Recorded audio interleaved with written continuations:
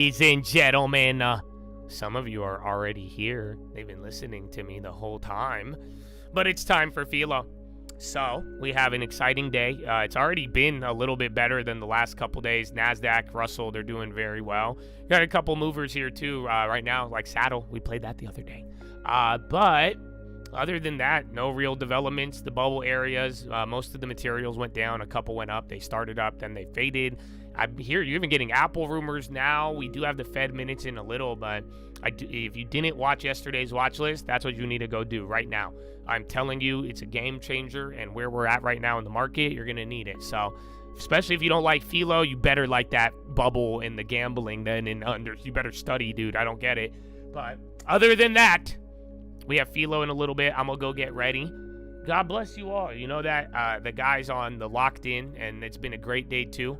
You guys could check that out. Actually, let me pin the link, because the Locked In, that's the thing where pretty much in all of these chat rooms now, if it's not the members only chat that's paid for, like again, the Locked In, I don't want any options in here. Only options can go in that. Instead of OnlyFans, it's only options, and that would be on the other paid YouTube. So other than that, that's going to open a door to unlocking this chat as well.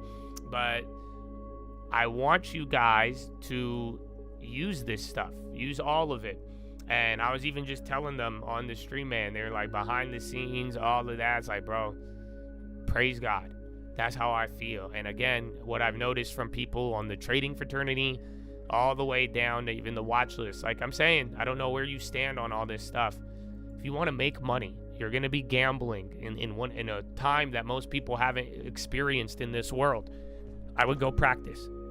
I'll go watch that video, bro. Especially if you don't want to hear me talk about Jesus, you don't even want to hear the 1000%, then I don't get it.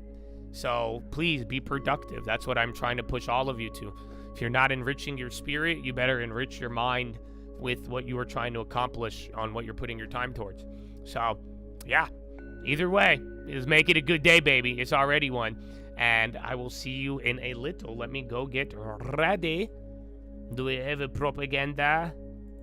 Where are they? Oh, here. In the United States has become... Oh, no. I'm going to play you my propaganda. You guys have to watch the trading fraternity videos. So here's the Stagflation video. Where was I? Fourth largest market. So come on, everyone like pizza, bro. But I've been talking about it. These are what I added. But remember, my goal has been to hold cash. So I'm still holding the cash, and I did use half of the cash balance at the very last moment to buy those names. I don't regret it after seeing how it played out, but I still think we're going to have a lot of back and forth and volatility and chop. So I'm still looking for my diamond. We did build up. I think by the time, theoretically, the bear market rally should end, we'll get another deposit, and then we'll be able to see things, but I'm still looking for that diamond. This is how it looks for now, and I've been telling people, if you have a lot of cash, I'd be scooping up some anchors right now. Pepsi, UPS, Target, though these are names I don't even own, and you even see the ones that I have purchased. As long as I'm down on it, Whirlpool, that's another one that we've talked about lately, but this is a great time to build anchors and start out. But if you don't have a lot of cash, I'd be waiting, and that is what I'm doing. But none of this is a recommendation. I'm just a little Egyptian boy making video. I mean, someone's staring at me, no one's staring at me, so you know what I'm saying. But the point is, long term will prevail, and I've been saying this, and now this leads into what I was saying even last video. Some people thought it was about Trump, and yeah, I did use the Trump clickbait. Okay, I did that, my bad. Not really, I don't care, it's good. Here's the deal. Money supply. We got rich off of inflation in 2020. And a lot of you did, some of you didn't, some of you took advantage of it, some of you got confused by it. I even got confused by it at one point. It's not going to be easy, and even I'm sure when this next moment arrives, it's not going to be easy as well. But the point I was saying is that if there is a large change in money supply and government demand, depending on where that money goes, it's going to fuel a lot of things, and you need to know how to take advantage of it. And I hear people talking about all of the trade policy and this and that, and it's just like stagflation. We hear this deflation, stagflation. I'm more scared about deflation. You hear people talk about stagflation, but like, what do you do?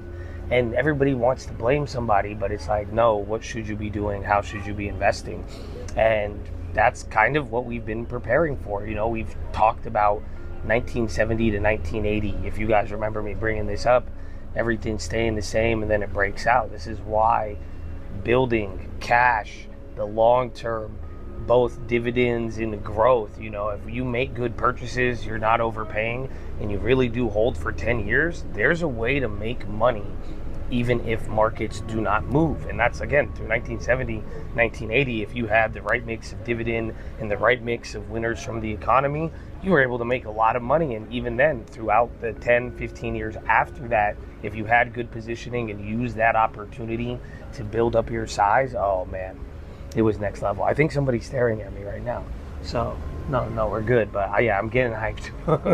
But I really hope you guys get this, and that's what you have to be thinking about. And this is what I would be looking ahead for, depending on what happens with these spending bills and whether or not it is inflationary or what industries it goes to. If we watch a rapid change in money supply again, that is going to be opportunities for real estate and stocks. And then if we do remain in this chop zone and uncertainty and Trump and negotiations, all this stuff, what are you going to do? Do you have a strategy that will win in that environment? You have to think about that. And that's why diversification, you've heard me say this, not leveraging, not being over levered, and taking advantage of a mix of value and buying the growth when they come down. Why I'm so patient, this all ties into that. So I hope you guys get what I'm saying with it all. And that's why I'm saying follow the long term. I think our strategy will prevail, and that way too in the next 5-10 years. If it is to the upside and things do good, or we watch a big change in money supply, but it happens in a choppy manner, are you positioned for that? Will you be able to make money off of that? You really got to ask yourself that. So I really hope this helps, and I hope you understand, and I really hope everybody saves 10% and gets a long term.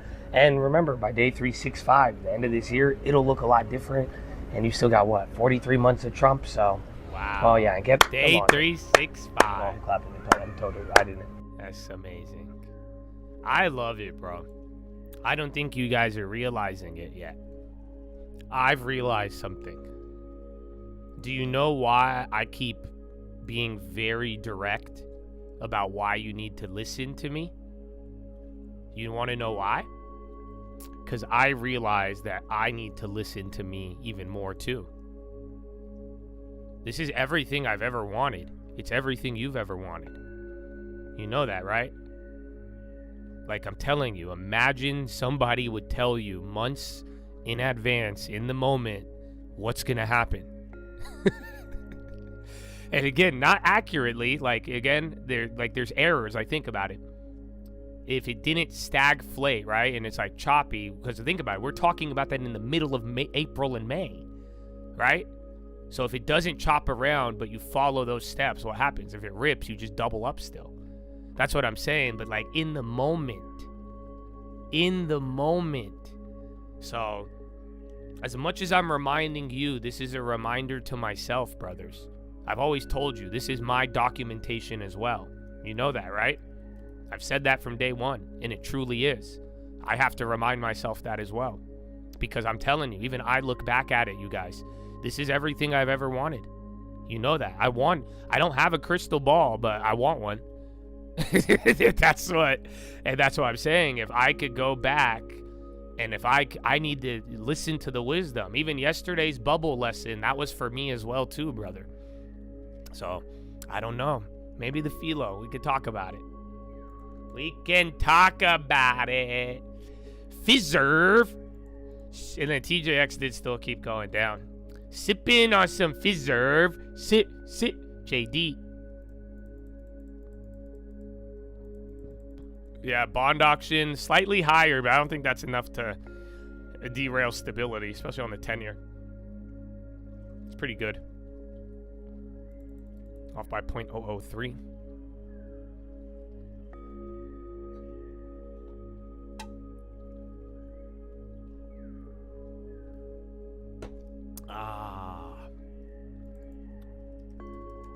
Yeah, the China name's running, finally. Core Weave launches available serverless reinforcement to build AI agents. Yeah, I saw them moving up earlier. Up 6-2. That's what I'm saying. Some of these other data center chip, even software, cyber, doing great. WBD on the low. Those assholes. And then Am Dizzle, too. You guys are calling that out when I was in the bathroom.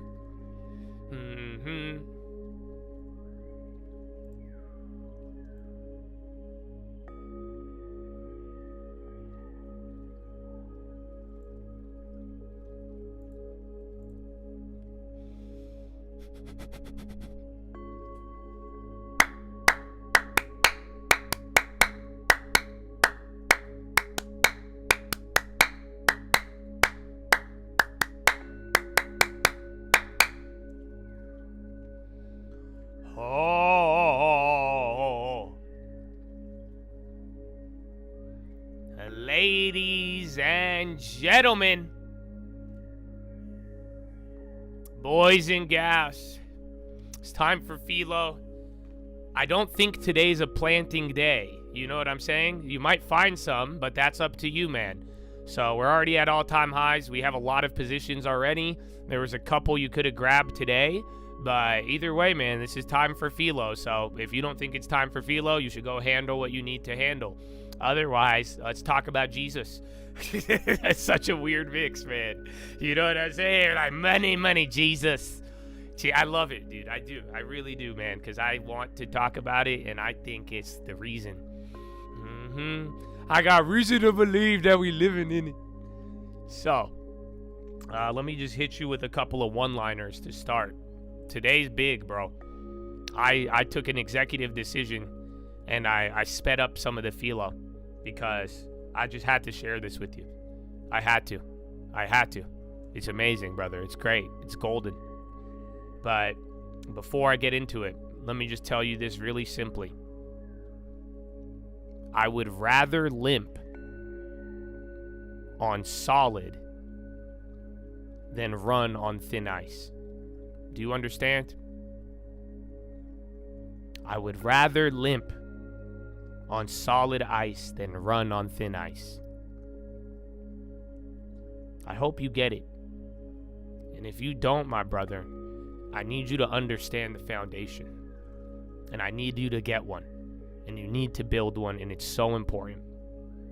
And my brother, if you don't think I have had my doubts, if you don't think I still have doubts, if you don't think I see stuff in that, no, my brother, I do. But I know where forward is. I know where the future is. I know where the hope and I know where the foundation is at. My brother, I will limp away. I don't care. I know the ground is solid. I would much rather be limping on solid than running around on something I cannot trust, than running around on something at the next step will hurt me, on something that is thin, that doesn't make sense. Again, I'm running, I'm moving, oh yeah, but if I don't know the foundation and I can't rely on it, like I said, I'd rather limp on solid ground than run on thin ice all day, every day. So keep that in mind. You could take this many ways, but I also do hope you think about your foundation and never abandon it. And if you don't have one, you better find one, because that is important. So that's number one. It even remains G.K. Chesterton. What does he say? He said, I would rather have one giant mystery and everything be lucid than having everything lucid and everything more mysterious. You understand? And guess what? My foundation is mysterious. That is my giant mystery. This God, this spirit, the love, all that's a mystery, brother. Because you know why? Because it's really God. Because I can't even wrap my head around it. You shouldn't be able to. If I could wrap my head around God, it's not God. Do you see what I'm saying? That's my giant mystery, brother. Everything else is clear. But no, you want to make everything I must explain God. You must explain. No, this must and everything must be lucid. You're going to quickly find out everything becomes more mysterious. That's why the greatest will tell you the more I learn, the more I realized I don't. That's that lucidity. That's that mystery. If you can't accept the one giant mystery, my brother, you're going to hurt yourself or set yourself up to miss it. Because you will try to find lucidity in everything that is mysterious, and everything will get more mysterious.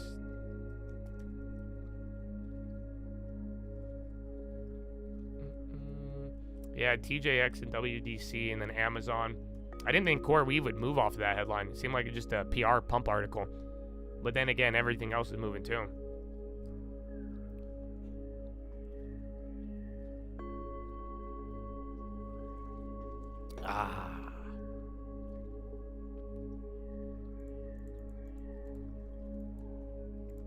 So, that's number one. Number two, I love this one. This is a G.K. Chesterton quote. A lie travels across the world while the truth is still putting its shoes on.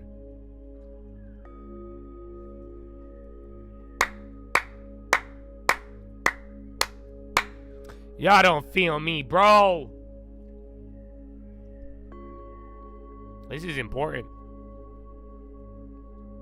You need to understand these things, dog.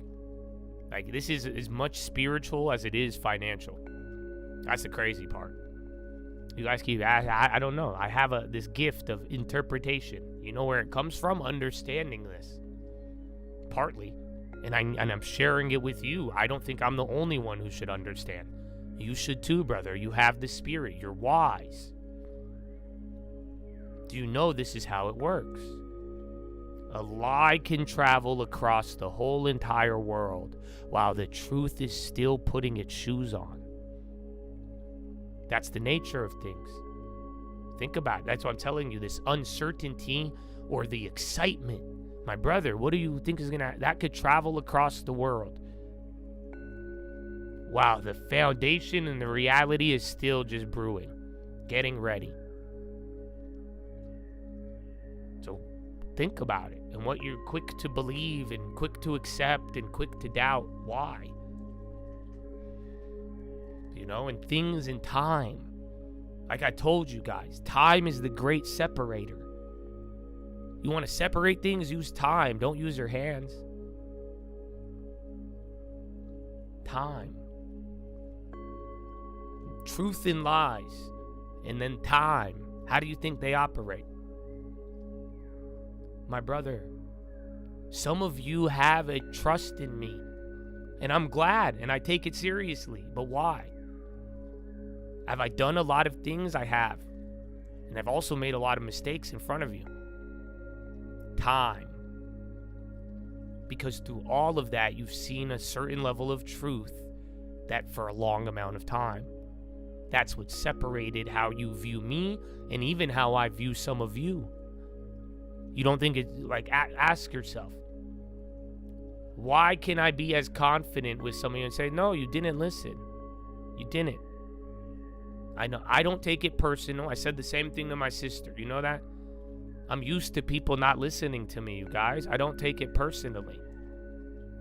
I don't get emotionally invested in any of it. Even when I call you a liar, I don't care. That's why I hope you don't take it too personal. I think that's just an objective call out, to be honest with you. I don't even view it as negative. I say, you're a liar. You lied. That's not true. Take it however you want, but I just know that's objectively not true. Time will separate it. So just think about what you're thinking about quickly. Don't think quickly, I'm saying. What are you rushing to believe? This idea comes quick, my brother. Do you know how the truth moves? My brother, the truth cannot present itself to you overnight. Why can't you accept this? Some of your guys' biggest roadblocks is exactly what I just told you. Right there. You want the truth, but you want it on UPS next day, brother? That can't happen. Only lies ship next day. You know that, right? Lies have the best shipping system in the world, brother. You can move lies with no supply chain issue at all, especially now with AI. The supply chain of lies just got better, more advanced than ever before. You know that, right? That's what I've been trying to tell y'all. You know that, right? The supply chain of lies has just been updated. Better than anything you've ever seen. And I'm not scared of that. I don't think you should be scared of it. You don't have to be. But you do need to understand. You need comprehension, and I'd love to share it with you. But this is what I'm saying. I think all of you should desire the truth, and you should fight tooth and nail for it. I would not settle for anything else less than the truth. For real, and it's a good thing. Remember, action provides clarity. Clarity, that reinforces a lot of things, let alone is just clear. But like I'm telling you, truth does not get created overnight. That's it. I'm sorry.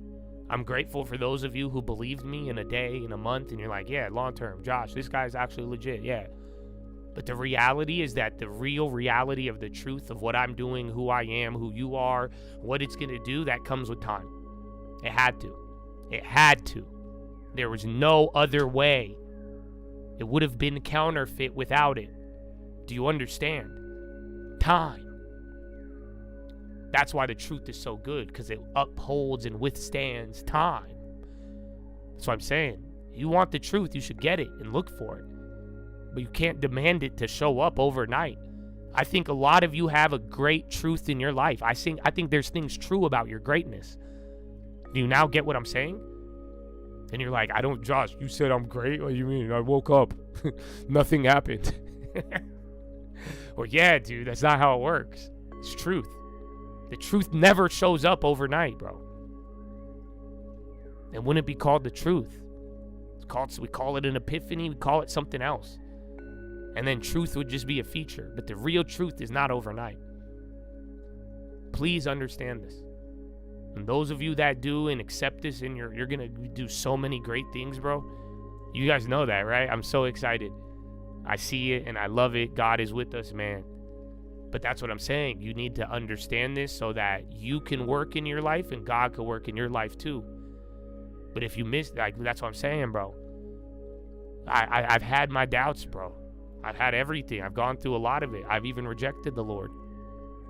And I'm just like, dude, the way he has built the relationship in time and truth, brother, it's amazing. But again, I would have thrown it away without the time. And the time is so key.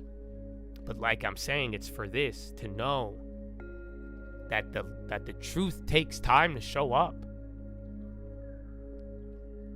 I would argue that's why Jesus had to stay buried for 3 days.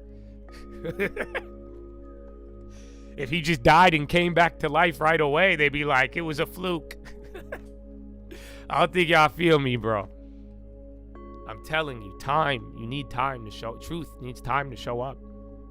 And that's what I'm telling you. That's why I kept saying, ask me 12 months, we're going to see. 12 months, bro. 24 months. You don't get it.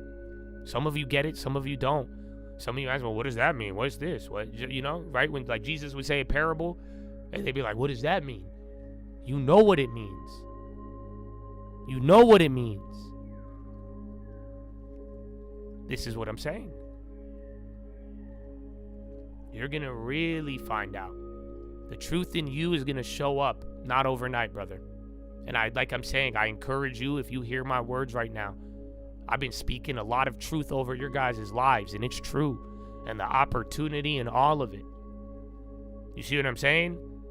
But how you operate in this time, that's the truth is going to reveal itself to you. That's why I'm telling you. You need to move in it right now and align yourself with it. Because then that way, when the truth is, it's going to be with time. Imagine if you aligned with it today. And the truth is going to come true. You're going to love it. Again, ask the people who did the long term 5 years ago. That's a small money example. Imagine the bigger things. Imagine everything in their life.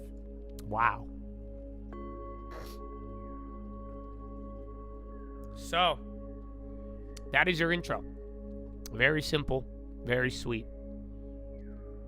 I look forward to the truth. I love the truth. You see why? And I love time, because time is going to bring the truth more and more.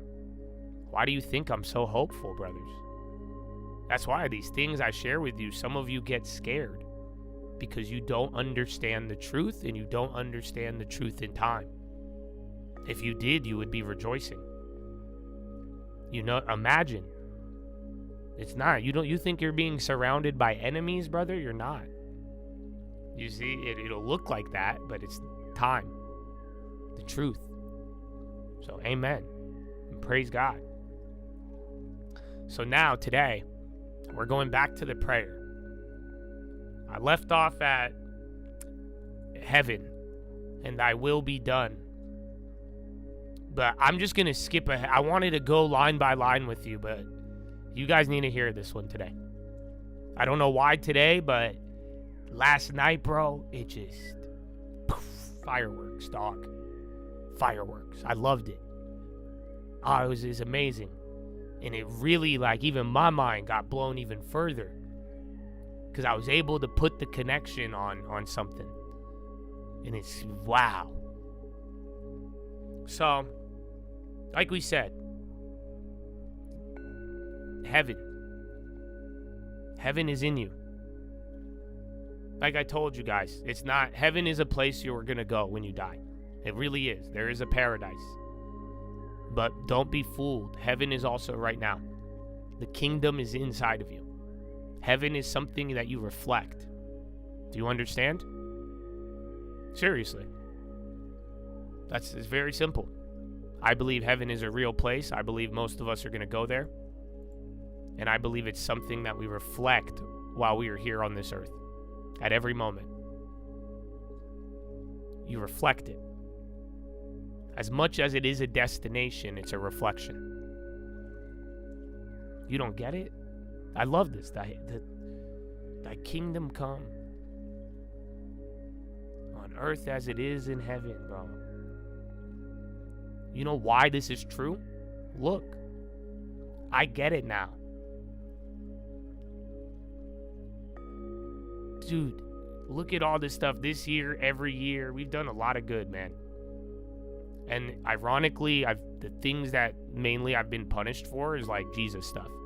Or that's been like the open door that lets people like, they're like, okay, get him for this, get him for that, do this. But here's the point. Why? Why does Jesus make you so mad?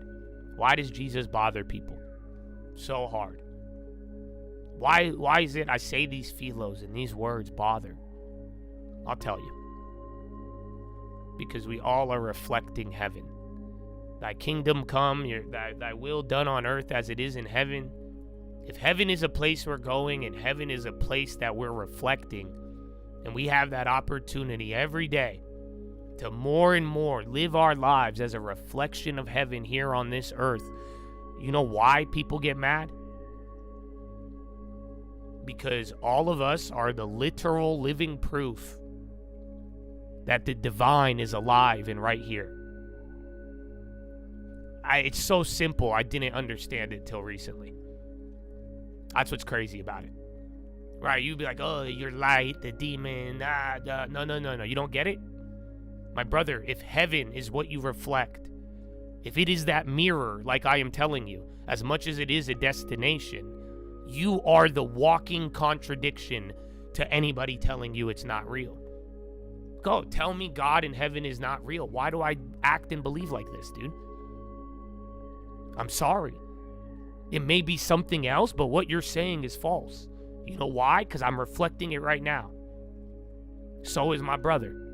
So is my sister. So is every time you saw people. Why did they do that? Why would people sacrifice themselves for someone they never met?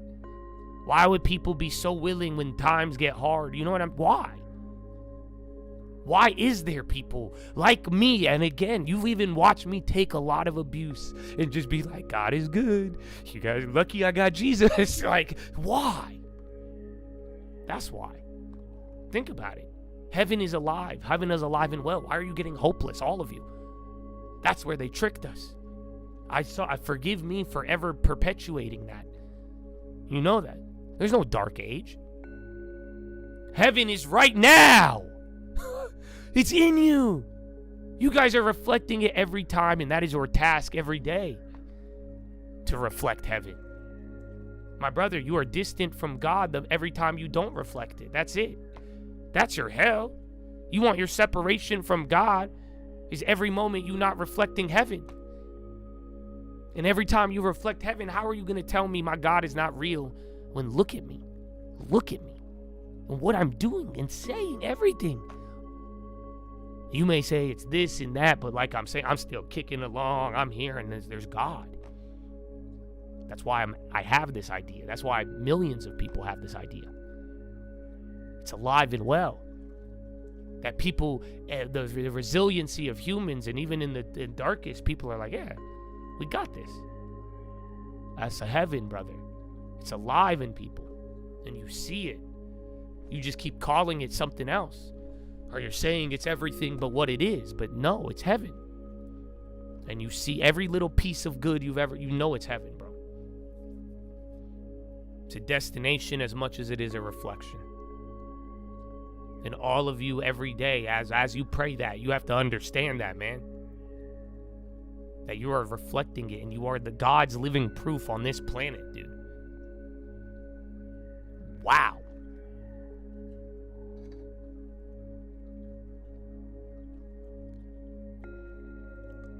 Thy kingdom come, brother. You don't get it? This is what I'm trying to tell you. All of you. Your whole life will change so much better if you do this right now. I don't know, it's not even something you do. I'm telling you, flip a switch. Receive this, brother. Because once you do and you let this out, dog, that's it. My brother, kingdom come is not what is outside. You get it? I'm not saying kingdom come like God going UPS and come on a cloud and drop me something off. Kingdom come, no. My brother, it is about unleashing what is already inside of you, like I've told you. My brother, all of you, you remember the salt of the earth, and I told you that? You guys are here to slow it? Yeah, guess what? Bro, thy kingdom come. You are not here to escape this planet. You know that? You think my belief is escapism? You think I use my invisible God friend to run away? No. You are here to restore it, all of you, myself included.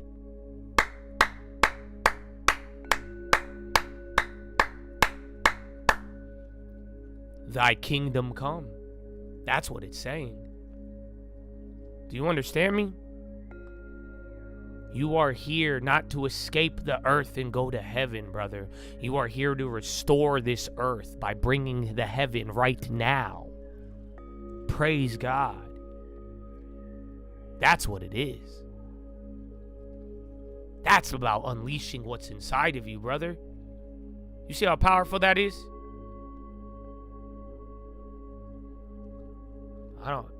What? You think I want to just die, go to heaven, run away? You think I pray every day? You think I read that Bible thousands of days in a row, years in a row, because I'm running away?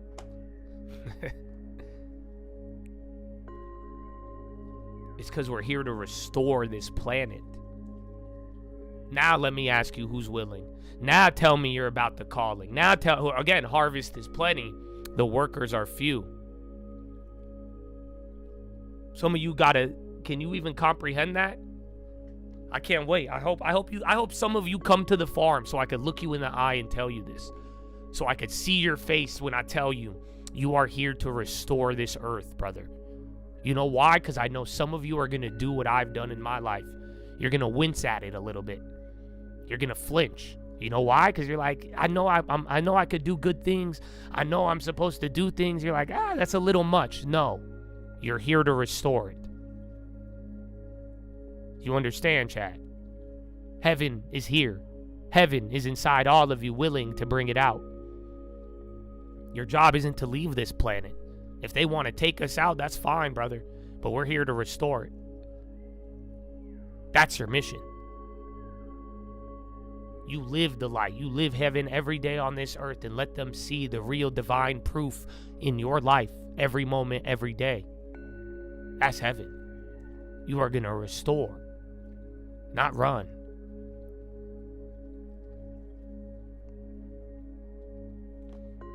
So that's the first part. I got more, bro. This is where it gets crazier. You thought it gets crazy there? No, that's just a little bit, bro. Thy will be done. Thy will be done. Right? Thy will be done. What does that mean? I'll tell you what many people like myself have lived it as. Thy will be done. That has been preached as a surrender to fate. I disagree. Do you get that? What that means? It has been preached as a surrender to fate. They say, thy will be done, bro. They say tragedy, pain, oppression, God's will, right? God's will. Some of you hate that. Come on, tell me you don't hate it. I know you do. I know some of you, your biggest barrier is that. That's why you don't like this guy. You like, Josh, how you like God when all of this? You like, oh, thy will be done. Oh, I just got to take this. That's not what he was saying. My brother, I don't think Jesus was teaching blind submission. That's not my father. My father only teaches freedom. It's crazy. He only teaches freedom. Please go read it and tell me. He only preaches freedom. He will never tell you to put on a chain and bind yourself. Jesus was not teaching blind submission when he said that. When he said pray like this, he was not teaching blind submission. He was teaching alignment. He was teaching alignment. This is where it gets crazier. I don't want to fuck with you too hard because it gets down to etymology. But even without the etymology, I'm still going to blow your mind because it's true. But even when he said it, there's an Aramaic word going back in the day when Jesus said, "Thy will be done." The original translation of will, it has a different word. I don't. It's like sebionic or sebionic. But what that means, thy will, in the original wording, that means like a deep, creative desire and immersion, and it has a spiritual connotation. It's really like a deep immersion. Are you understanding? Yeah, you speak it. Here's the funny part, though. If you go say Sabiana, that also shows up in the Quran as the only group of people that Quran is like, even if they're not Islamic, we accept them. It's very interesting. It's odd. I've even read the Quran, and that blew my mind last night. It's very odd. This word for will also showed up in the Quran from the Aramaic. And even the Quran accepted it, which blows my mind. That shouldn't have happened. You got to think about that. If you know Islam does not accept out of that. And they said, Sabiana, they accept, the Prophet viewed them as acceptable. So, let's go back to it, though. What is this word? It's a deep creative desire and immersion. Do you see what I'm telling you? I don't think Jesus was telling you to submit blindly. Thy will be done. Accept everything. Thy will be done. Thy will be done. No. He's saying align. You need to have the deep creative desire and immersion that your Father has, that heaven has. You need to reflect and align with the heaven that is inside of you. Your will should be His will. Your deep involvement and immersion should be His. Are you understanding me? Here, let me simplify it for you. Are you ready? All of you. All of you. And this is why every part of your life, and you must reflect this. Because some of you do this in the shitty way. Some of you take this, and then you remix it. And then you get left with artificial, not the truth. Thy will be done, brother, is not about getting out of the way. It is about becoming the way. It is about letting the divine move, shape, and express through you.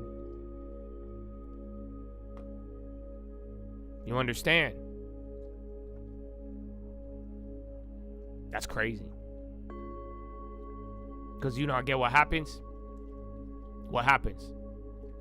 You say become the way, and you guys will become the way. But then the world, go back to the parable of the seeds. Some of you are going to get choked out, whether it's money, desire for wealth. You didn't plant a good foundation. Do you get what I'm saying? That's the problem. You are here to become the way. And some of you want that and you do it. But then what happens? You forget. You don't renew. I'm not talking your membership, bro. I'm talking your mind. I'm talking the bread, your life, what you need. You can't just do this once. And then you go from becoming the way to now you're selling the way. Now you becoming the way to now you became a roadblock. Why? Because you're there, you have to let heaven reflect from you at all times. Okay, heaven don't care about money, bro. Heaven don't care about, again, think about God. It's not, what is it, dude? So thy will be done doesn't mean God's telling you, oh, just get out the way, accept everything. You are the way, all of you. He truly means that. I truly mean it, bro. We are all the way. We must become it. You know, on earth as it is in heaven. I'm going to show this one to you. This one's amazing. You know why? What do you think on earth as it is in heaven? You guys, you think it means pearly gates, streets of gold? We're going to go on the 15 highway made of gold. Oh, look at all these little babies flying around, shooting each other with love harps. You think that's what on earth as it is in heaven is? That's what they want you to think, right? The people who mock, they want you to think that, right? Oh, on earth as it is in heaven. What do you think that is? It's not angels and harps, dude. You know what Jesus says? You know what he meant by that? He's telling you, and this is how you're supposed to pray and think about and align and manifest. It means that what is true in the invisible must become true in the visible.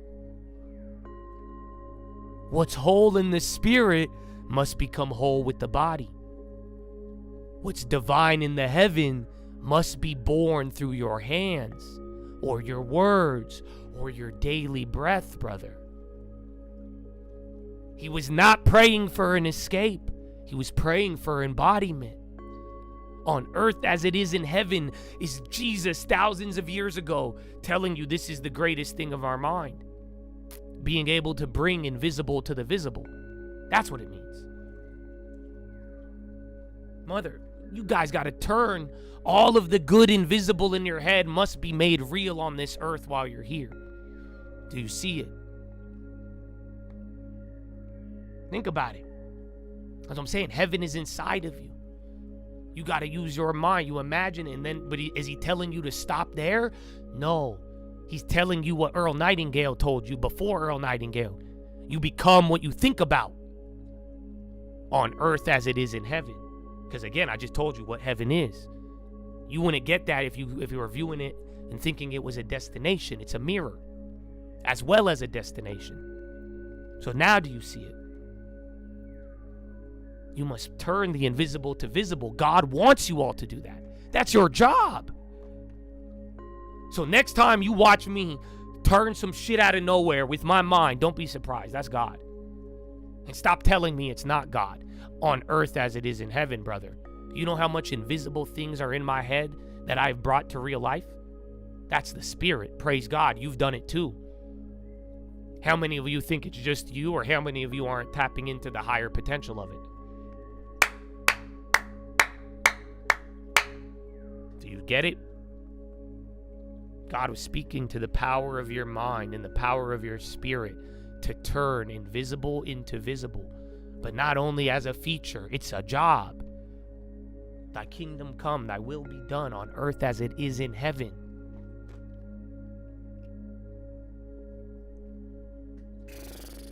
Wow.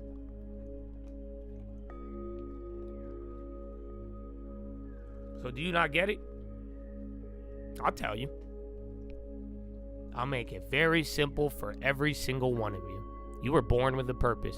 Like I said, I don't know why you're listening to this. I think the algo is really weird. You shouldn't be listening to this unless you should be. Praise God. You all have a purpose. You are here to restore the earth. I don't think anybody's told you that lately. Have they? I don't know if you scrolled across and got it. You are here to change the earth, bro. You're here to restore it. So next time you see something you don't like, next time you get discouraged, you're like, oh, these people and it's evil, you may be right. But what are you going to do? If your job is to restore it, that means you're here to add the love, brother. Add the restoration. And love doesn't mean just accept everything. No. It means reflect heaven. But I'll tell it to you very simply. Chad, none of you You were not born into this world to wait for a rescue. You think we were born here? God, I can't wait. Take me to heaven. Rescue me, God. Oh. Or let me guess. You think you were born to just sit around, live life, and then Sky Daddy is just like, oh, you didn't do it good. I'm banning you like Josh does. Boop. You think that's what it is? No, brother. You were not born to wait for a rescue or be judged. You were born to transfigure this world just like Jesus did. You were born to transfigure this world and make earth reflect heaven. That's what we're going to do. I'm going to make it happen. So are you. Do you not understand me? You must make earth reflect heaven. That is your job. That's what you were born for. You'll find the other stuff you were born for that mixes in with it. There's more, but that's what you were born for. That's why you're here. To make earth reflect heaven.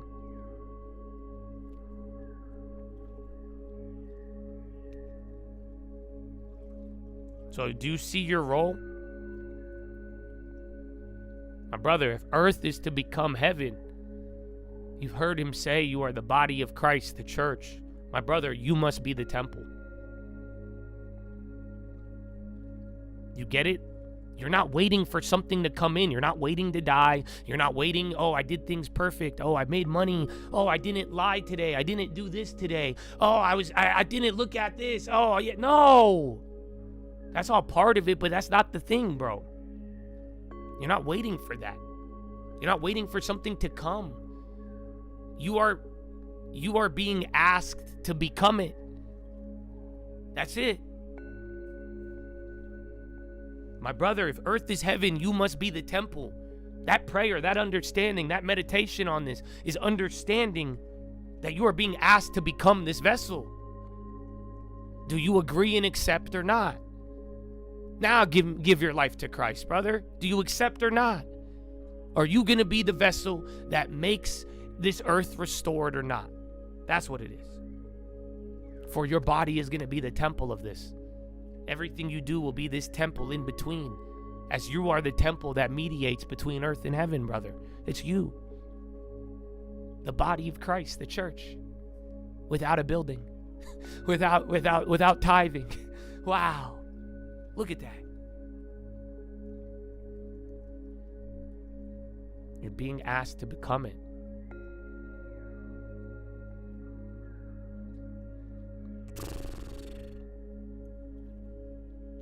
I don't get it. I'm gonna still skip ahead. I'm gonna skip the bread line. We're gonna go back to the bread one. But this is the part now you need. This one's even. If you thought, oh, that was good, this gets better. The time of it all, like we said. Because he said, lead us not into temptation. That comes next after the bread, right? So we're here to reflect heaven. We must make earth like heaven, right? OpenAI says he'd prefer TSMC than Intel. See if it pops off that.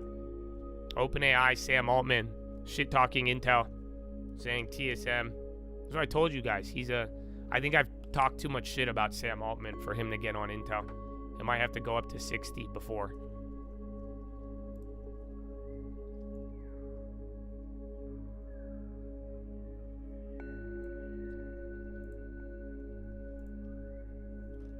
So, lead us not into temptation.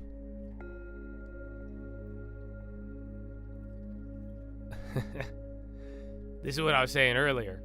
Even with becoming the way, this relates to it. You know why?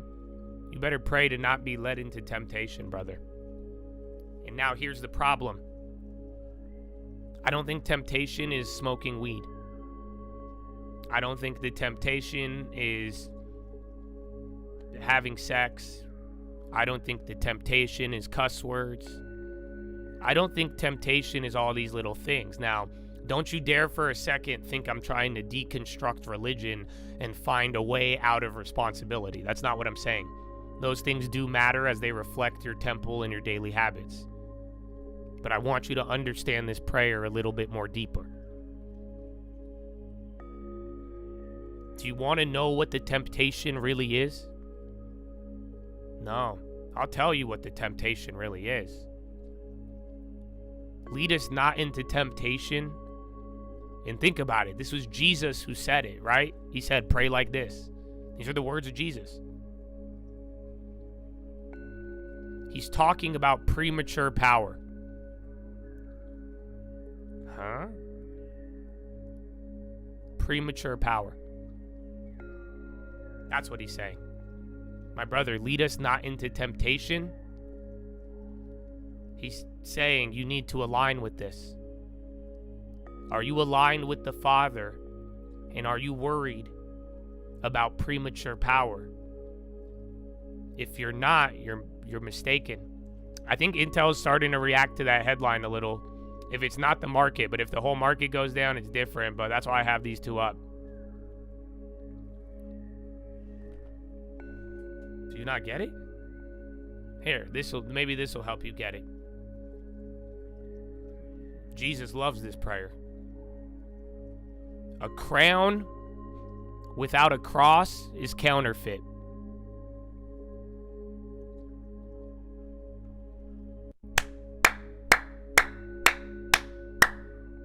Oh, I hope you feel me. A crown without a cross is counterfeit. That's why. That's why Jesus said, lead us not into temptation. He wasn't worried about the other. He's saying, keep me away from premature power. You know why? Because if you give me power without suffering, you give me power without true alignment, all of it, it's only going to hurt myself or others.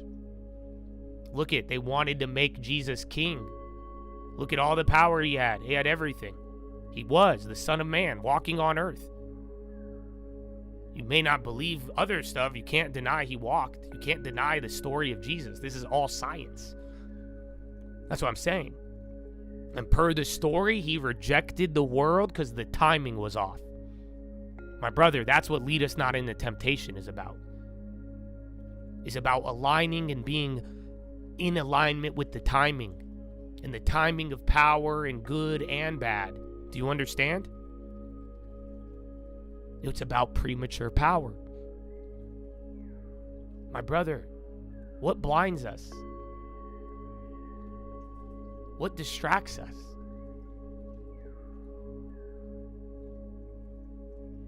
Dude, light. The shining light. The shiny things distract us, brother. You want to know what the scariest part is about God, religion, all of it? Like I told you, I'm grateful for the cross. I'm grateful for my foundation. I would rather limp than run on thin ice. Because bright lights are blinding. Do you understand what I'm telling you? Why do you think people get misled even spiritually? Why? Or guess what? Good things. How many of you had a good thing in your life happen and it blinded you? Bright lights blind. That's what happens. Doesn't matter if it's a good light or a bad light. If it's a bright light, if it's shiny, it'll blind. It'll distract. You don't get what he's saying? Lead us not into temptation. This warning on premature power, he's saying to align and understand that you don't want to be blinded by the light. Oh, you want to make sure you got the right one, but don't be blinded. Even in good, do not be blinded by the light. Again, imagine the life of Jesus, brother. They were trying to make him king, trying to do this. Think about it. He had the light. He wasn't blinded by it. Because if he was blinded by the light, he would have said, you know what? Let's give me the power now. Thy will be done. Let's do it now. You know what? Never mind. Let's do it now. Why not? Why would he wait? Think about it. He was human. He's saying do not be blinded by the light, but are you ready? Don't fool yourself. It's not just the light, brother. And that's why you got to be careful. That's why some of these horoscope and all this nonsense that comes off as a light, do not be blinded by it.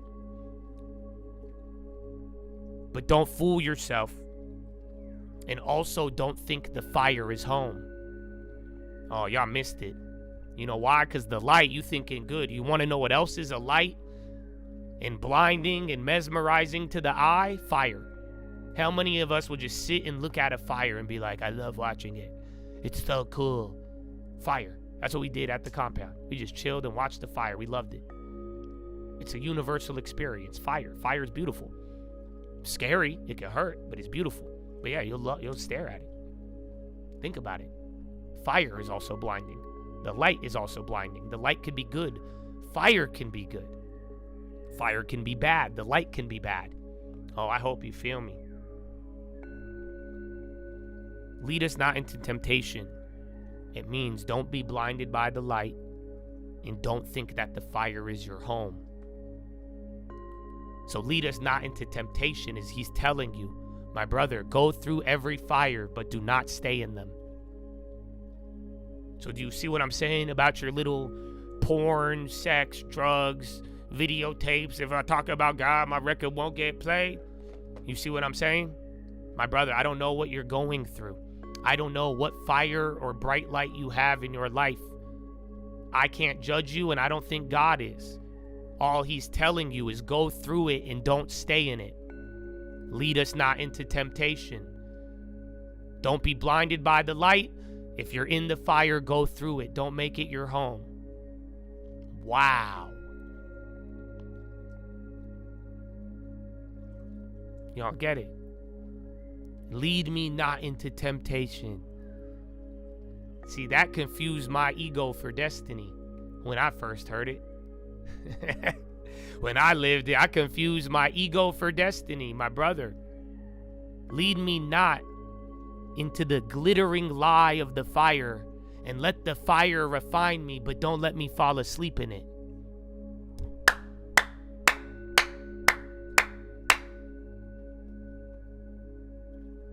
Oh, I don't think y'all hear me.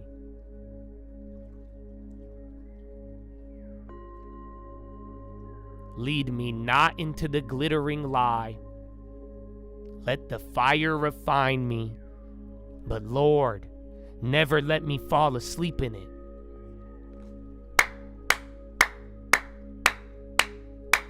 You get that?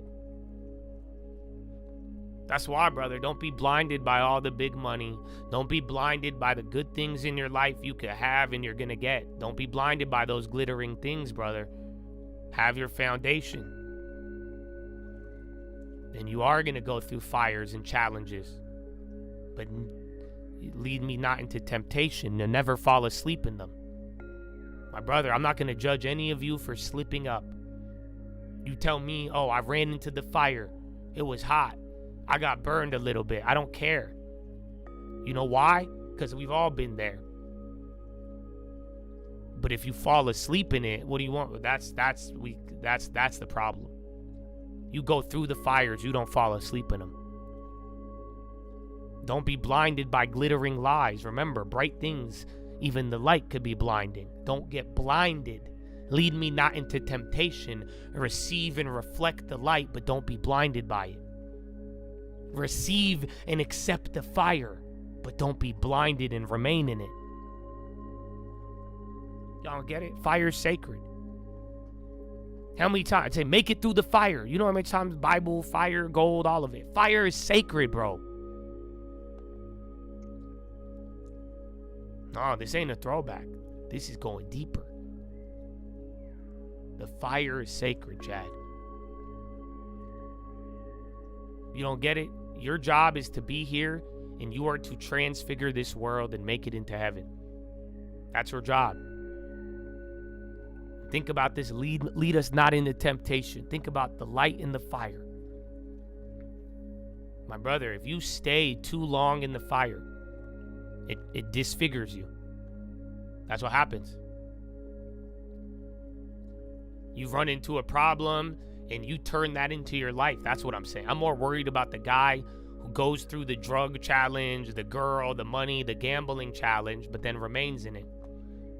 You see what I'm saying? You go through the fire and you stay in there, it's going to burn you.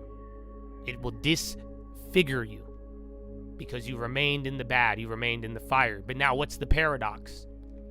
My brother, if you flee from the fire too fast, how many people don't want problems?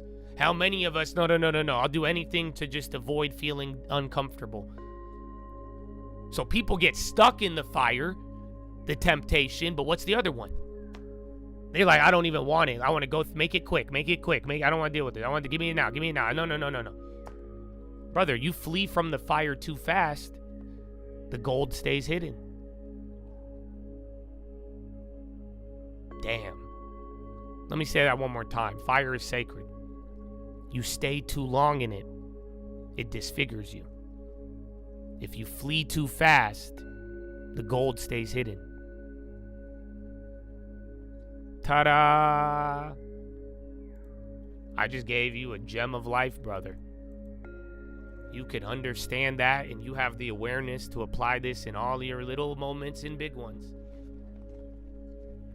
And that's why you think why do you think I renew with my guy every day, my creator? I have to align with this, brother. It's the only way. So I could keep my eyes on this and remember every fire, brother. Do not be blinded. I can't even let the light of my Father blind me. You see what don't be blinded. Lead us not into temptation. Don't let me be tempted to think I'm higher than what I am. I'm nothing. You see what I'm saying? Don't be blinded by the light. Every fire. So this is why, you know why he wants you to pray this every day, every night? And why he wants you to understand this? You don't get it? Lead us not into temptation. That is your permission to endure, not to escape. Do you see why? Endure the fire. Don't remain in it. You will be rewarded. Endure the fire. Go and don't rush it. You'll find the gold. Do you see what I'm saying here? You have permission to endure, not to escape. So you don't. That's why, my brother. It's a sin if you build your life around it. Lead us not into You're all going to change and go through things as you grow and all of that. You're going to go through fires and lights. The question is, are you going to build your life around these little fires and things? That's the problem. Do you see what I'm saying? Dude, I've done a lot of bad things. I still think I'm going to heaven. I think I'm a great person for what the Lord has made. You know why? Because I'm not building my life around the things that I slipped up at. I went through the fires and I took the gold. Some of them, I did not escape them quickly. I think that's why there was gold. Do you get what I'm telling you? But you're going to build your life around the sin? My brother, that's where it becomes the sin. That's where you're staying and living in fires. And think about it. All these fires are exposing something about you. Some of you, it was addiction. Some of you, it was sex, money. It's telling you about you. And instead of going through that fire, taking the truth, or not being blinded, if you build your life around it, well, then there you go. And it'll separate you. Otherwise, you go through these things as we all have. My brother, learn from them and keep going.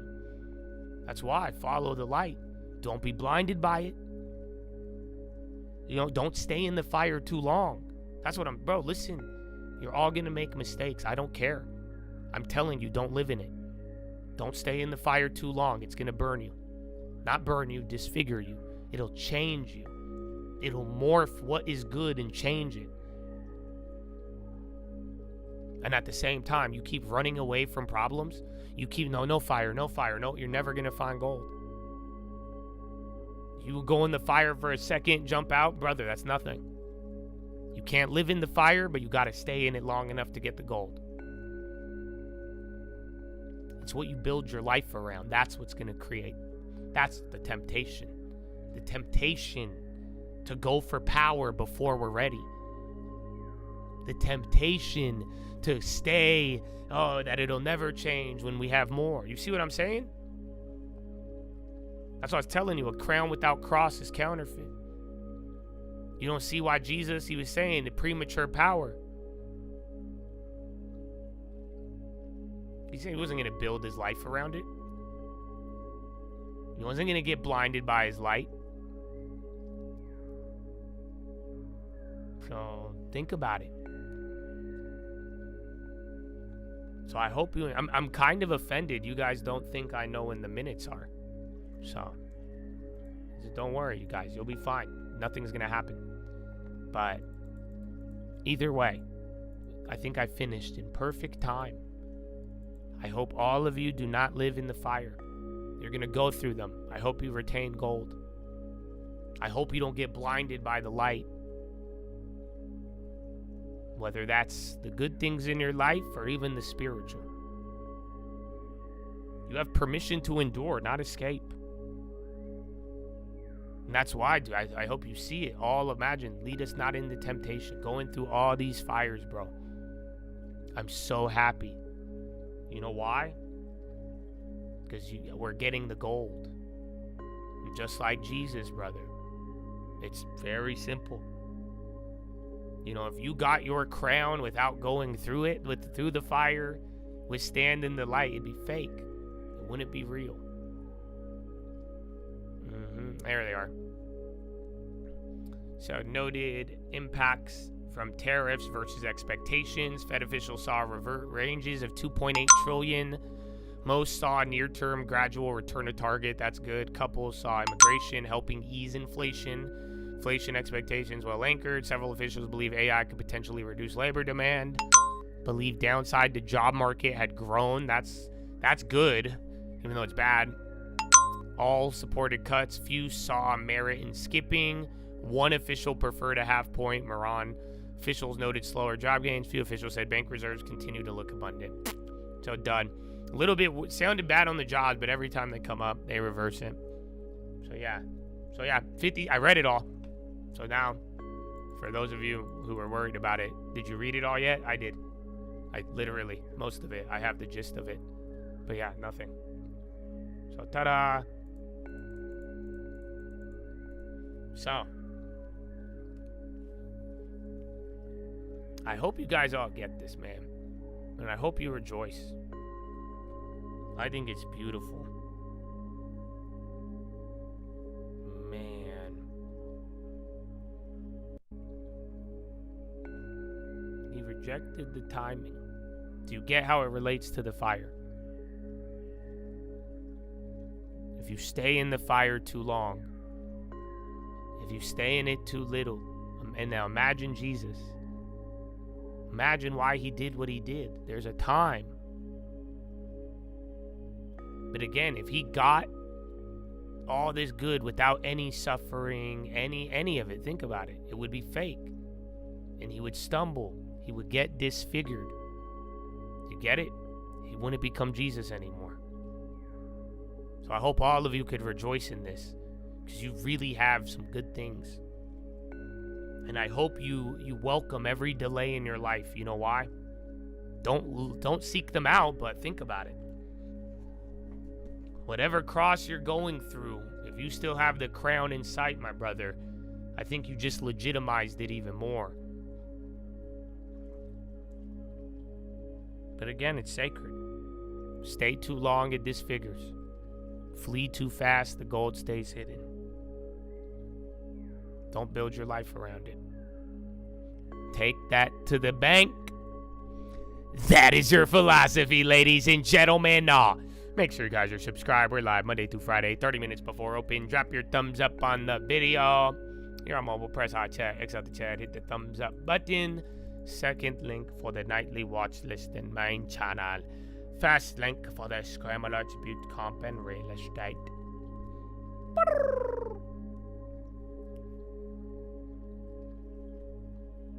You know, I think we might go SoundCloud today.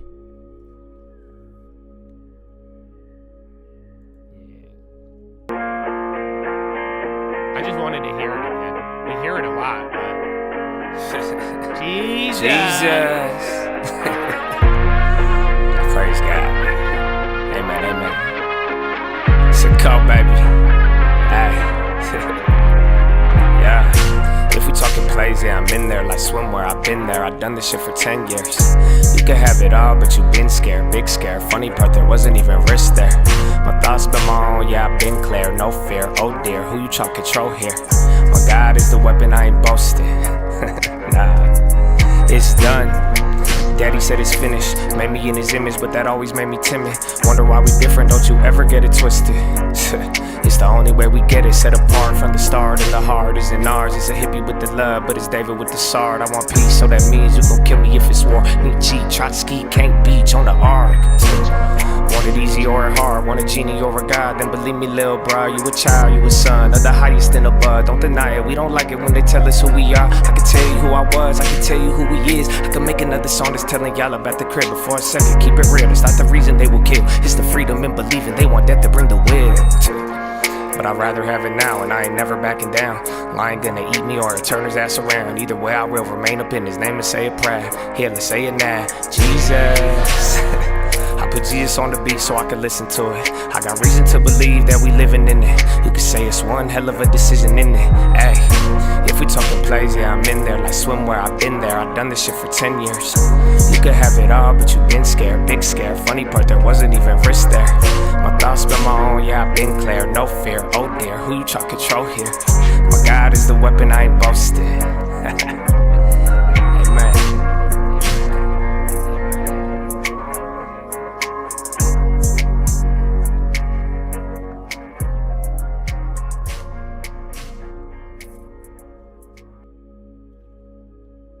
Some people don't even have dreams, you know what I'm saying? But if you blessed enough to have a dream, chase it, bro. Welcome back.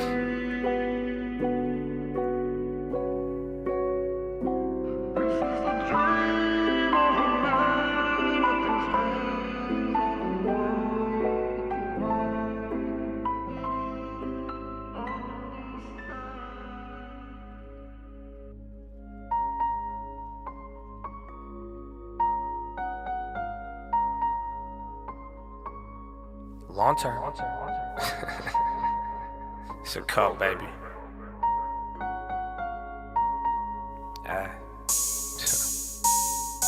Long term, short term, welcome to the war. Love with the game, I just want a little more. Haters ain't new, I just got a little bored. Stepping in the pace, I be speaking with the sword. Tell me what's the store, China on the store. Ready on the land, know you heard this shit before. It was 2018, making videos in the car. Now everybody got a long term, looking for some more. Big bank, I'ma pull up in a Civic. Rollie is a numerals, the Casio and digits. If you never make a move, then you'll never have a critic. Why you think I got these grown men acting like some bitches? $100 move, 10-cent finish. Tell me not to mock it, but you don't know your limit. Both of us could lose, but one of us is winning. All of us alive, so tell me how you living. Blessed. I already know it though, don't care about your whip. I got a crib in my portfolio. You should be yourself, stop back at Cornholio. Fluid in the well, but the pocket's so colloquial. Crypto in the wallet, but we bought it 10 years ago. Put it in the videos, put it in the lyrics, bro. Funny how it's cynical, fuck, still didn't hear it though. Forgive me for the language, I'm still working on the spiritual. Mr. Professional, talk about the revenue. Hard to ride the wave when you riding on my genitals. Talking about my plays, but they hit like an edible. I'm used to little humans telling me what's not attainable. That's some whole shit, trying to tightrope shit. Friend and the enemy, you think we don't know this? Funny how my foes never had the same focus. Forgive them for their sins, I ain't talking about the smoke. I'm back to the mission, lot of holding, lot of sitting. Act like you can't change your mind before you go and make decisions. You don't even need precision, cause you at it while you stack it, while you average your way in it. Who the villain? Money tree, you gonna kill it, cause you keep on fucking with it. Trying to learn the art of chilling. It don't matter your religion, what you have or what you didn't. Cause the future you gon' ask the current you, but why you didn't. Sick with it, boy, I'm talking big business. I don't need no 3 wishes, just a G-O-D vision. I be C-O-D with it, S&D I keep flipping. Know I'm all about a dollar, but I'm all about a mission. Who we kidding? God is always in it. Ain't no way to spin it. If it's yours, you're gonna get it. You could build it in a year, but you could lose it in a second. You could use the tongue for life, or you could use it as a weapon. I already know I don't care about your whip. I got a crib on my portfolio. Dog, who we kidding? God is always in it. Oh, yes. Yes. Tell him. We're back. And then, Matt, I had to ban you because you did the same exact thing. You remember, like, last week, you did the same thing and you asked me about palladium. and we're like, I don't know if I should say the play, and then I answered it for you and I gave you a serious conversation, and I said that was cool, and now you're doing it again this week. Now you're just pumping it. Do you see? So yeah, I don't fuck with that, and I think everybody could see it now too. So I don't know if you remembered asking me that same exact line, but I do remember it vividly. I wish I didn't. I'm sure you guys would enjoy it. Different. Some of you would. But yeah, either way, I have an idea. I don't know if you guys want it. Let's see. Yeah, I have a bad idea. Would you guys like a bad? I'll give it to Locked In. All right. So I want to hear. So yeah, give me a sec.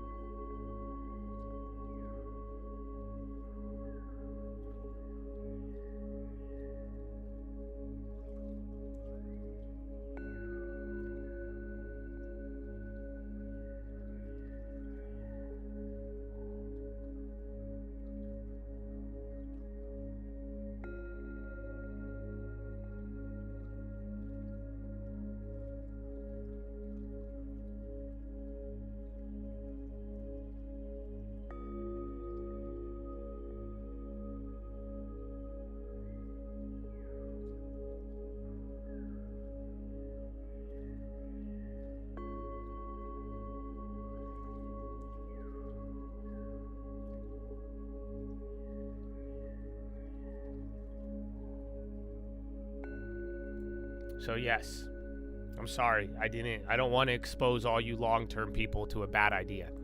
They paid me to give them a bad idea. So I didn't even take the idea because I already made a bad decision, but now I'm using my bad decision to help them out. But then my first bad decision was paid for by my other good decision. So that's why it wasn't really that bad of a decision, because it really wasn't even that big to begin with. That's how I was able to possess this information right now. So yeah, there we are.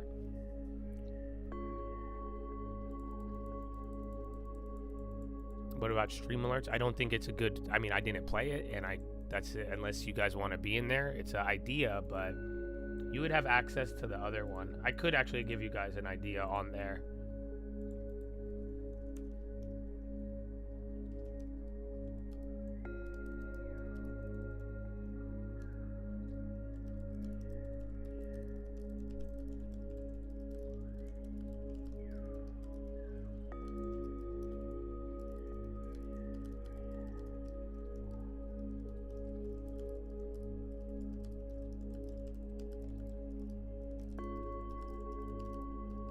I know, dude. Look at us. New all-time high, bro.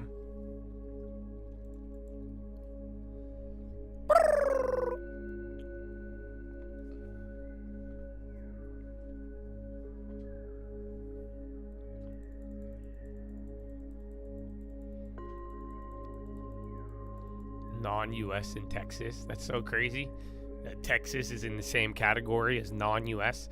But yeah. that's actually very accurate. Crazy, dude. What a year. Let's get a house, man. For real. I had to talk yesterday. Please watch yesterday's video if you guys are gambling or if you made a lot of money or whatever.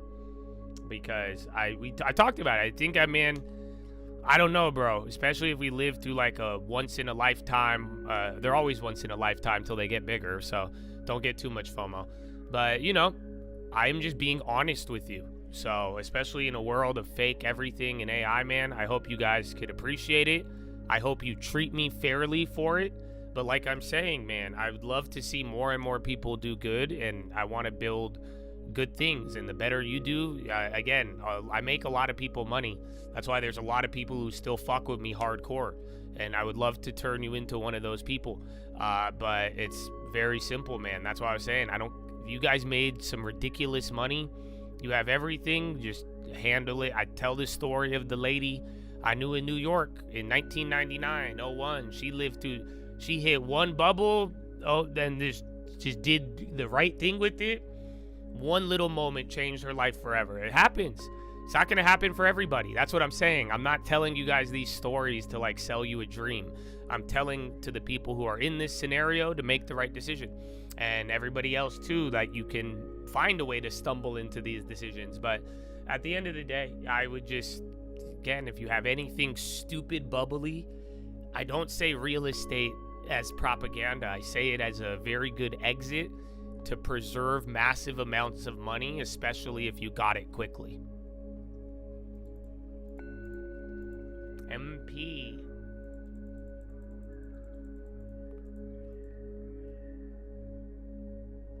You feel homeless with real estate? You need a business and get a job? I mean, hey, if you really want, I got a farm. You could come in if you want to do some work.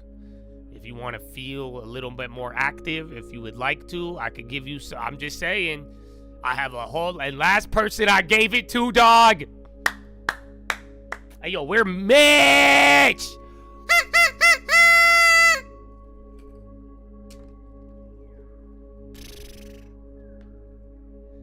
Where's it at? I forgot.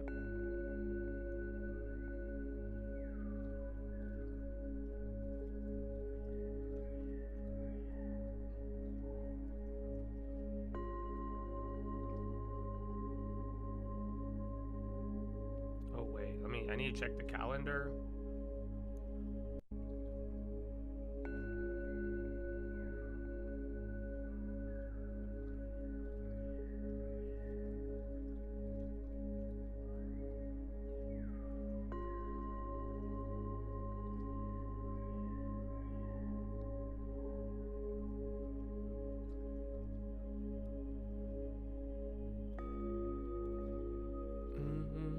Oh, qubits, MP, all the materials. You saw her. But then the other one went up finally. The one that I like. Where's Mitch? God bless Mitch. You have no idea. I didn't even finish this story. We gotta play. Yeah, dude. So, yeah, and then again, so clapperoonie means you should be shopping if you're gonna end up FOMOing. Okay? I hope so. Like I was telling you, AMD, you could go for the dumb plays. All these other ones that go up, you go for the dumb play, but if it's up, you're harvesting. If it's red and going down and people talking shit, you should be looking to plan or plant. And there you have it. Very simple. Until the bubble bursts. That's how you're going to do it. So, I don't know, guys. It's up to you. But, I didn't even tell you guys. Tesla's ripping. Oh, and Crocs now, too. 20 cents. Couple names moving.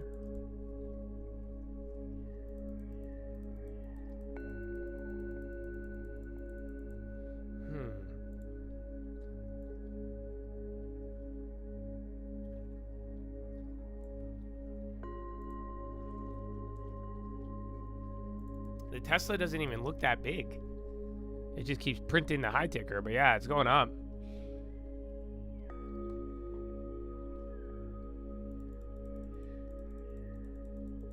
Dude, yeah, but I didn't get to tell you guys. So, like I said, dude, this horse business is booming.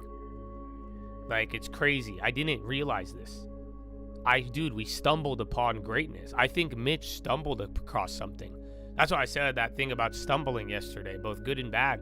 I think a lot of you, if you play your cards right, bro, and keep taking action and getting clarity, bro, and you keep using your mind, I'm telling you, you're gonna just stumble in. You're in an era where you're gonna stumble into good things, and then at the same time, foolishness, trying to stumble but really being reckless, you're gonna stumble out of a good thing. But it's kind of crazy. But long story short, he had somebody tour the farm yesterday, and he quoted them 50% above the mortgage. And the simple deal is that they just want to rent out all of the farm space for their horses.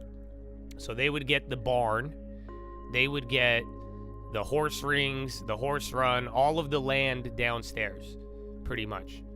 And then we would keep the main house with the mountain. And that was at a 50% profit. And I'm paying a high interest, you guys. I told you, I got a trader loan. I didn't do some low loan, low interest pay down. No, there's a high cost on the mortgage or the interest. But that's why I'm like, what? I'm like, what the fuck do you mean? So they said it was too much, but I even told Mitch, bro. And this is what I'm saying for Mitch as well, for all of you. You understand the first deal when I stopped by, I saw him over the weekend. GE's on the low. The first deal he told me, he said some lady with the fucking no bumper on her car. And I was like, listen, I was getting a little worried. He was really excited about it. And he was like, she said $300 a month for 2 horses. I was like, no, bro. I said, listen, if you want to experiment with horses, I'm down. At least we make some money. But I told him, I was like, that's not going to cover shit. I was like, you got to think a little bigger, especially if people are doing that. And he did. The way he did it, bro, and within a day or two, he changed his outlook, and he went out there, and he started contacting people. And then he has now a whole set of, he has like 3 people at anywhere from like right under the mortgage to all the way as high as 50% of the mortgage, depending on what they're trying to do. Some with the bar and some without. But long story short, yeah, that's our deal on the table right now. So we would lease out so I wouldn't get the farm anymore, you guys. But that's good for me because we would get to keep the compound, have no mortgage, cash flow. And then do you guys not realize what that means? So what does that deal mean? I think that is one of the best deals in the world if we could pull that off. That's why I kind of don't even think it's real. That's why I'm like, all right, now we got to book one of these and make it real. But what's the kicker? There's a kicker. Think about it. We rent all of the farm, so they get every stall, every little farmland. But it pays the mortgage, brings in a cash flow. There you go. Yeah, bro, this is fucking free house method. I also get the main rentable property. I could Airbnb it still, bro. And guess what? If we don't want to Airbnb it, we could just use it for events, and now we're not paying for it. I used my long term. That secured my $500,000 in equity, right? But now I just eliminated the mortgage payment, and it could buy me a car if it really wanted to with the profit. Or that could pay for the next property. And then if I want to get more money, I Airbnb that. Boom. What if Airbnb brings in the mortgage like I already intended? Now we're making 250% of the mortgage monthly. Or we now have a free event center that isn't going to be a drag. So that way now that's it. I just saved all that money there. We have no operating cost because it's paid for by the farm. Well, the farmer, the literal farmer, not me this time. Ta-da! Yeah, that's what everyone's saying. I'm worried. So I'm like, yo, is it putting like 10, 20 horses? That's a lot of shit, dude. And I'm like, I don't know. That could get in the way of the rental. But everybody I've talked to, they're like, no, that makes it cooler. They're like, I would go to an Airbnb with horses. I'm like, really? Because I don't know. But yeah, most people have said they like the idea or that it wouldn't affect their Airbnb stay. But like, they like the novelty. But I don't know if I agree with that. But yeah, that's where we're at, man. I hope we could pull this off. But that was I hope this works, like I'm saying. But either way, now I think Mitch is still there. He's going to show it a couple more times. I think that's a deal we're going to try to go for. And then I should have the Airbnb licensing stuff ready to go sooner rather than later. And then we could start testing that out. And even then, because that was my plan. My plan was just pay for it on Airbnb or find any sort of income generator instantly, which is short term.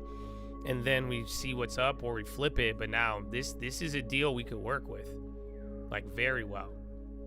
So yeah, let's see what happens. And I would love for more of you to do this. This is exactly what I envisioned. That's what I'm saying. You guys don't realize all I did was find a good deal. I did my job. I found a property below market value. I executed. I turned the long term into it. Even gave you a good example. And then I invited Chads. Y'all came in and I just left it there. I didn't go for a couple weeks. That's why I'm like, dude, after the meetup and we were getting everything ready, then Derek went. And then, yo, Derek, Yo, no, fucking Derek. Dog, I just saw the coin. I love you, brother. I fucking was tweaking. I thought Mitch got it for me, and he's like, no, Derek, bro. Oh, I wish I could show you. I gotta pull out the webcam. Actually, I don't even think I have the webcam. Dog, he got me a Master Chief silver coin. It was awesome. I go to the farm, bro, right next to my Bible. Baby Master Chief, silver ounce, bro. Thank you. Beautiful. You guys I already got my cowbell. So listen, y'all can bring me gifts. I'm fine. I'm not gonna, I don't like gifts, but I kind of do. Cause like, I'm gonna keep them at the farm. I want to make a little showcase of all, cause I was geeking off of it, dude. You could ask Mitch. I was like, dude, you got me? I was like, how the fuck you, I was like, you play Halo? I was like, what? I was like, that's a good one. And then, bro, hold on. I got another question, Derek. Did you plant those beautiful fucking flowers next to the flag? Cause I was driving down yesterday, and I turned the corner, and I see these fucking beautiful ass pink flowers, and I'm like, I got happy. I was already happy, and I was like, oh, that's so beautiful. And I was like, wait, I was like, where the fuck did these plants come from? And I don't know. So I'm assuming it was you after the coin. I'm like, that had to have been Derek. I remember, I think you said something about it. But yeah, bro. Oh, you work something with the horse lease? Oh, Ian, you're a fucking genius, dude. I didn't even think about that. I'm gonna write that into the contract before. You just saved us. Thank you. Wow. Yeah, you just made us more money. I did not even think about that. We have to write into the contract that we do a partnership with the Airbnb guests. So then we could have the profession, if they have a professional company and they're the ones handling it, we're pretty much pairing up the Airbnb guest with horse riding, but then we could make sure that they pay us part of it. So then that way we don't just give it to them for free, or at least it's part of the incentive. And we're saying, listen, you're going to pay us this much, but we also can potentially bring you this many people who would pay you $100 every weekend per horse. So, yeah, that's a great idea, dude. I did not think about it. That's what I'm saying, bro. Let's keep it rolling. I would love more, you guys. And I don't mean like, give me more, I'm a greedy bastard. I mean exactly what I'm telling you just happened here, is that this was what I envisioned, and I believe in the Chad, bro. And I said this. That's why I put a lot of money down. And like I said, I think it made a good example. But in my mind, I know it's kind of nuts, but I really thought that I could just give this to you guys, and people were going to do some great things with it. Obviously, there's some missing pieces and steps, but that's how I view it. And like I'm saying, this is how it's happening. You know, I would love for artists to come out from all over the world and paint stuff and do other cool projects, but whether it's making money or not, bro, I'm looking for the people. This is what I was explaining to Mitch. This is the difference, how I got him from, he went from $300 a month to we're talking, you know, 6 figures a year on these contracts. That's what it is for a year or two lease. You know what I'm saying? That covers the mortgage and some. And I was just telling him, I was like, bro, think about it. I'm just your crazy little rich friend who gave you this opportunity. You need to find the crazy, flexible people in the same way. Because that's what I said. As I think about it, I told him, I was like, why are you going to go and work super hard for crazy deals that won't do? I said, you need to think a little different. Because I was willing to hand him this, you know, multi-million-dollar property and just let him do whatever he wants with it. I'm losing money, but it was him. That's why I said, I was like, I'm down. I trust you. I like you. I'm excited. Do it. So I'm like, if you could go and find that again and pair that up and go and find something to match up with that, that's how you do it. And that's what he did. He found somebody with 20 horses, and because again, we're all down to do it. I'm down, you're down, they're down. You got to find the people. And that's what I'm saying, though. The way he did it, I've been working, you guys. I've been working. I've been doing other things. I was at the farm yesterday because I had to. And again, he was still making progress regardless. So I don't know how soon we're going to do a deal or if this ends up happening, but I do encourage you all, man. There's still some time. If I will hand you this property if you can independent, and if you need assistance funding, knowledge. It all depends what it is. But I'm looking for things that, and people who could come to this land and make money. That's it. With hopefully effortlessly. Because like I told you, he just came in. He's selling the land. That's why he started. He wanted to take care of horses. I said, no, you lease the land. This is how I got into weed. I never grew weed in my life, but I own the land they rented on. You see what I'm saying? You could get involved in anything, even AI. You don't need to buy a data center. Go buy the land that the data center's on. So yeah, this is in SoCal. But so if you guys I'm telling you, if you've seen the farm, you've seen it all. If you know things, maybe I don't know, but if you are ambitious and you're down and you're like, yo, we could make this type of business, and you're down to get it rolling and get it started, I'm willing to cut you in. Because like I told him, I even told Mitch, so that money extra, I don't even really want it. I keep it if you want. I'll ask Mitch what he wants to do. Maybe we invest in another one, or maybe we go buy another farm down the street. And then Mitch could go and operate and run that one. Same with Derek, who came out, and then we just keep running it up and doing that.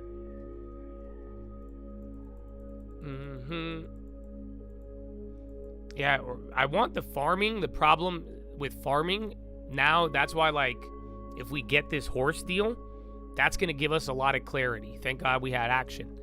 But that'll give us a lot of clarity. But now we won't be planting anything if they're taking the animal stuff or that land. You get what I'm saying?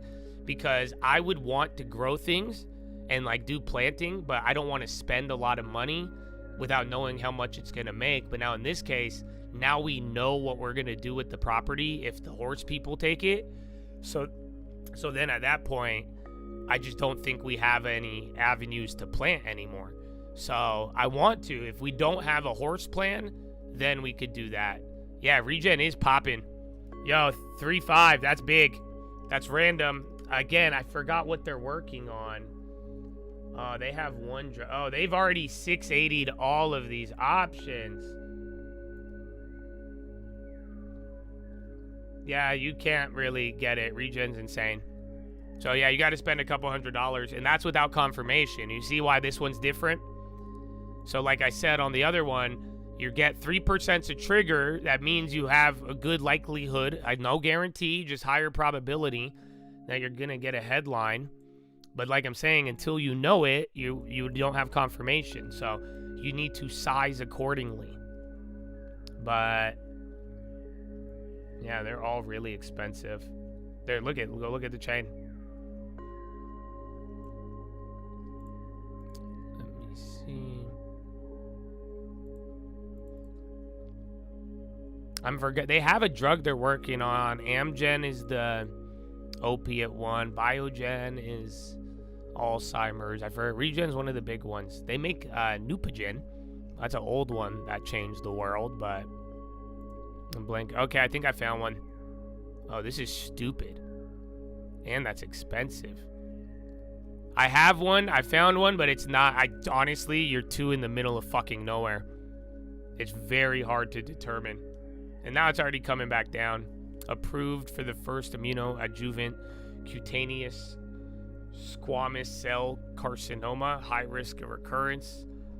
Yeah, I don't know much about that, but it's not one of the, it doesn't sound blockbuster. All right, I'll give it to the Chads.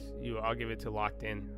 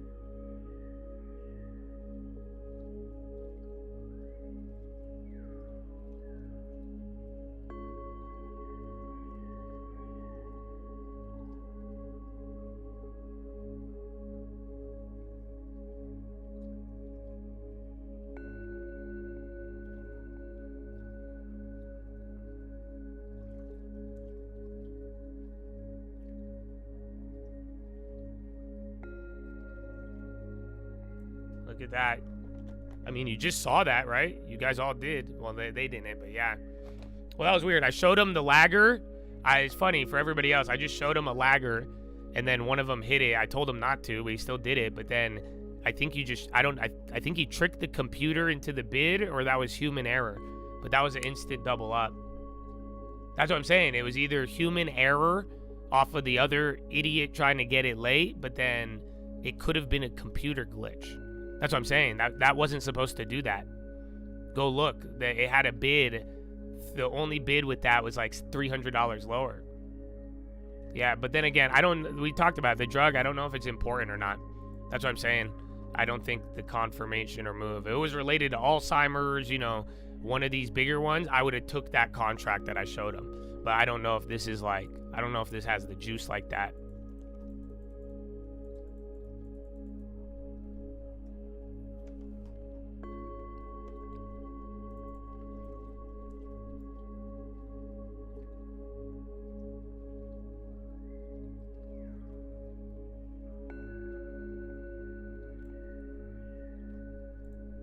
Pay the plug. Damn, I get paid. Damn, man. They pay the plug even on locked in? What the fuck? That's amazing, Lord. I love it, dude. I mean, again, like I was saying, you guys, in all honesty, I love making people money. Okay? I really do. But then at the same time, like I'm telling you, I have just realized, just like the Philo part of it, man. We have a power. And I don't mean this like I have superpowers, but, objectively for like a decade now, I have been baffling people with some of these options. Literally from the highest levels of Wall Street to retail and random people who just started. So we could argue about it all day if you want to debate that. That's fine. I don't care because I do it every day. But like I'm saying, it's very easy. It's easy to love it when it's working in your favor. But this, like I'm saying, this type of power unchecked, it could hurt you. So just be wise and try your best to always remind yourself to stay in check.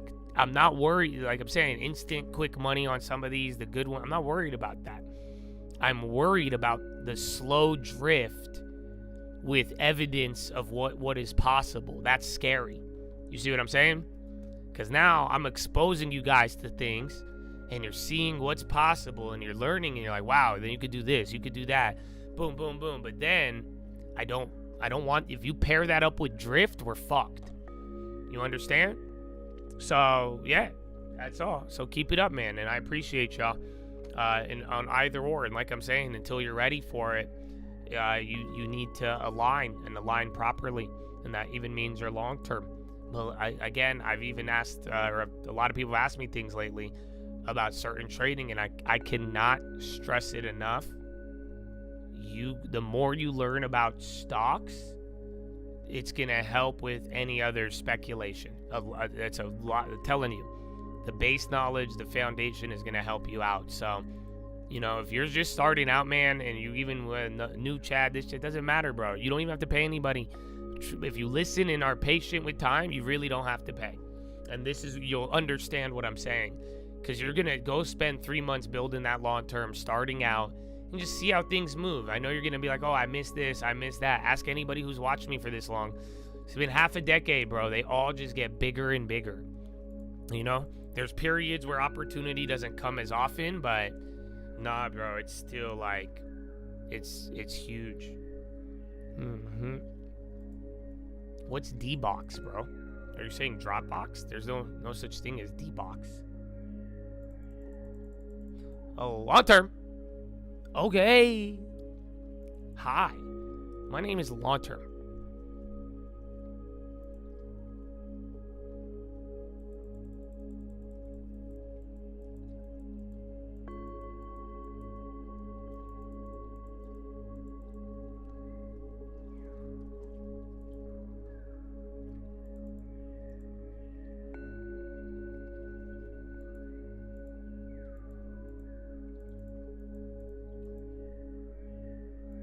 Dude.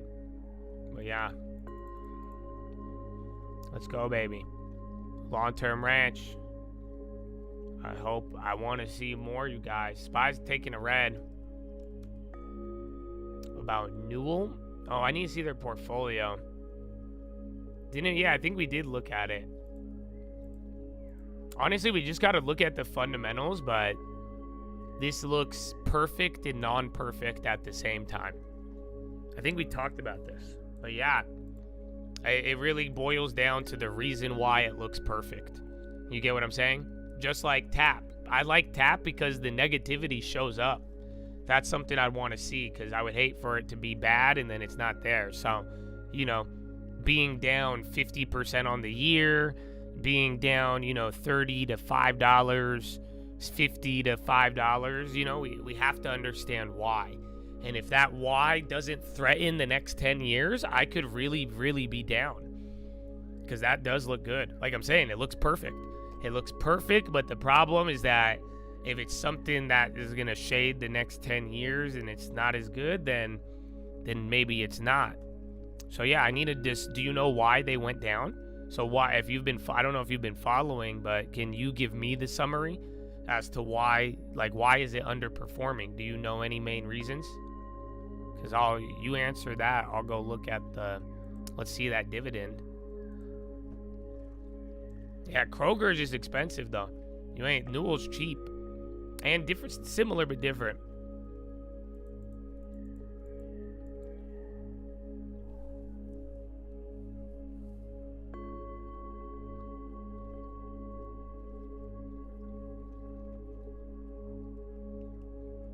Four, 6 divvy.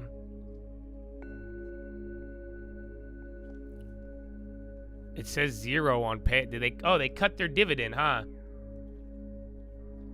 I think they cut the divvy, bro. But I don't see a payout ratio for some reason. And then Regen News is hitting another wire right now.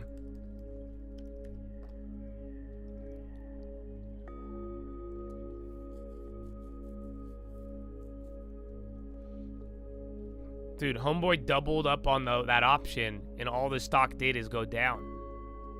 It was a call out of the money. Oh, man.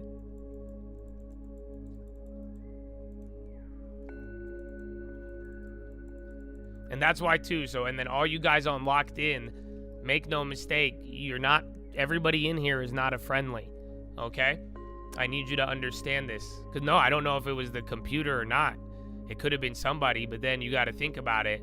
Because if I'm saying, yo, be careful, I wouldn't do this, somebody's going to do it, you see the other person do it, then there's going to be another person doing it. Now, like I'm telling you, I don't care. I don't take that personally, but I need you to understand what's happening. That's called player versus player. And that's how you could be in a situation. You either rob the computer or you rob somebody else. That's it. It's PvP. That's why it's just like fucking meme coins. This isn't because it's, again, if it's out of the money, not anything with value, and like I'm saying, and that one, I said, don't touch it. I said, look at it. Somebody got caught slipping. I pointed it out, and I said, don't do it. I'm not doing it because, again, we don't know. But then one person does it, and then you're like, oh, shit. Then the second person secretly does it. But then here's the point. If it works, great. I hope it does for all of you. But now you just turned that into a PvP. And I need you to just be aware of that. That's all. Just for your awareness and understanding. And at least even understand where I'm coming from. Because that's a different play. And that's a different way to make... It's going to operate different. Because when you PvP, you know what happens in PvP? You could buy a call out of the money. Stock goes down, you make money. That's what could happen. Not just IV. It's because you're PvPing on worthless shit. So... just be mindful. Like I'm saying, that shouldn't scare you. You need the education and you need the awareness of this all. Qubits, aren't they at their, like, investor day thing?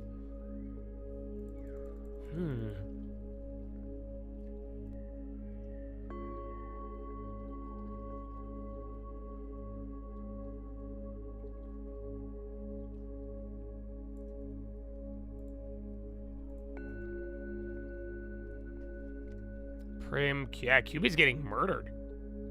I get 6%, but getting a red after staying pinned.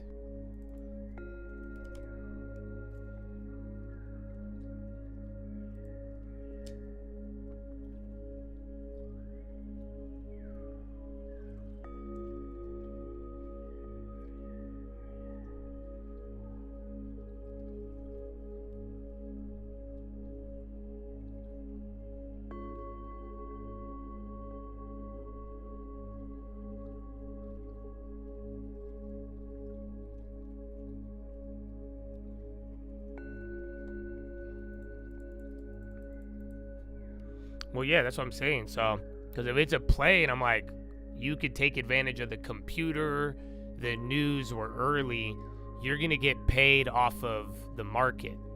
But on some of, like, if it's dead, like that one I showed, that's why I said I didn't even touch that one. 2 of you did, or 1 of you did, and it was a computer. I don't know. I could find out after the bell once I source it, but it's still, yeah, so that's generally going to be a PvP, though. And you got to be, you have to know it. If you don't know that, then there you go. Pat!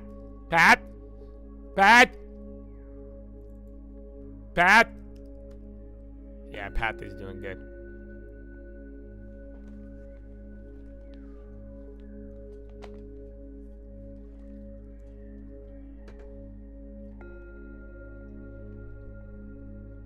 The market boat. I know Qubits has a, what's it called? They had some investor day thing. Pythagoras? Pat?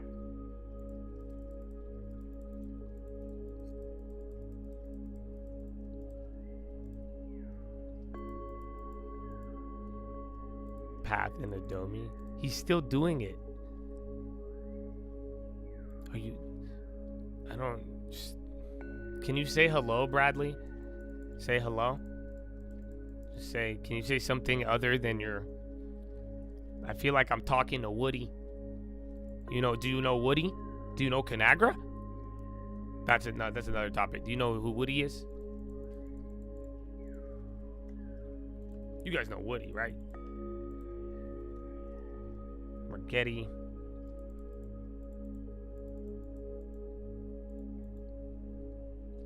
Oh, Trump has a round table today on Antifa. I didn't know that.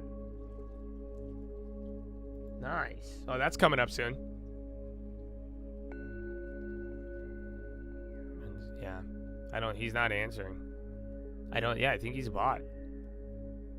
Bradley, do you want $100? You have to, I can send you crypto or PayPal. But I'm gonna need like a real response from you. But I don't think he wants it.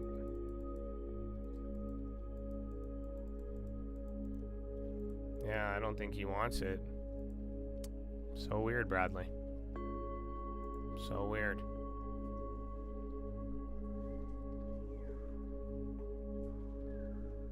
He's here? I know. And he's listening. And he wanted the $100. And him responding to that such little amount means he heard me every other time. Now it's my turn to fuck around. I win. Thank you. Oh, I need to go to the bathroom now. Yep. All right. BRB. Follow me on Instagram at the Trading Fraternity. Real Call News on Twitter. Nora? Lots to keep an eye on right now in the market. I mean, as we're looking more broadly and we're just thinking about finance and everything that's going on right now, seeing a lot of green on the screen right now in across markets right now. S&P 500 up about 0.5 percentage point. NASDAQ charging higher, up about 0.9%. If you dig a little bit deeper back into the S&P 500, we're looking at info tech and industrials, the best performing sectors in the S&P 500. No surprise at all, Scarlett. It's tech, yeah. And it's been the driver here for the stock market since the lows in April. And tech is powered by that AI story. It started off with the chip makers, it expanded to software, it's gone over to the energy sector. Now you've got names like Caterpillar caught up in it as well because they make parts for energy sources that people expect will get a big boost in demand because of this drive for AI. You know, what's just as interesting as the stock market boom is the continued march higher in gold prices. Spot gold surpassing $4,000 an ounce. It is just on a tear, underpinned by inflows into gold ETFs and demand from central banks. And it's unlikely, a lot of folks say, that there's a lot to stop its momentum in the near term. Right. People seeing it as a safe haven. It's the place that you want to be. It's a safe haven, but equities, which are totally risk on, is also seen as a haven for some. And there you go. This is Bloomberg.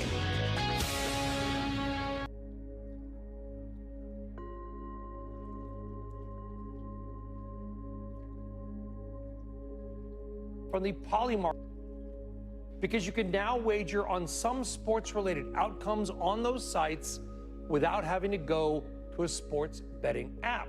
But if you are betting on the sports sites, your next guest says stay long. David Katz, managing director at Jefferies, actually at a gaming conference in Las Vegas. How perfect. And Sarat Steady is still with us. David, I know you like Flutter and others. When you look at some of these predictions or outcome-based markets like a Polymarket, whatever, are they starting to eat into any real market share? I think the impact that they're having based on the data that we're looking at is really very minimal. And Brian, I think we should be clear about what they are and what they're doing. We've done a lot of math on this, and we've published on it, talking to clients about it.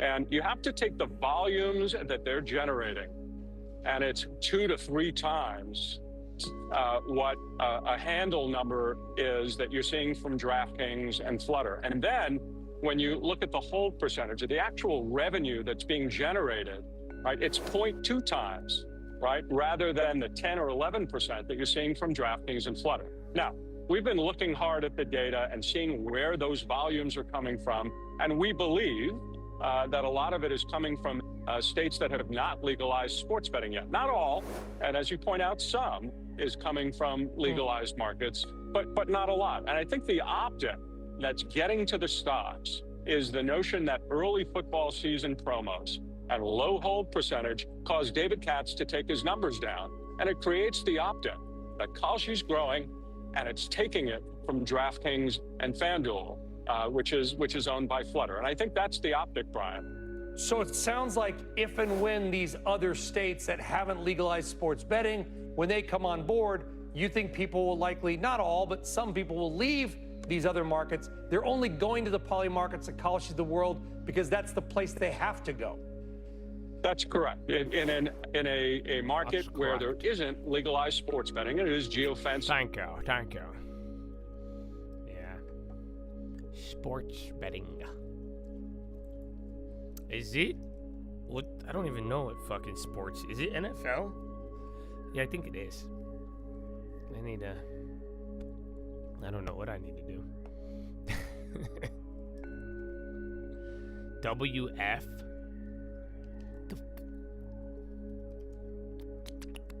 Soybean sympathies.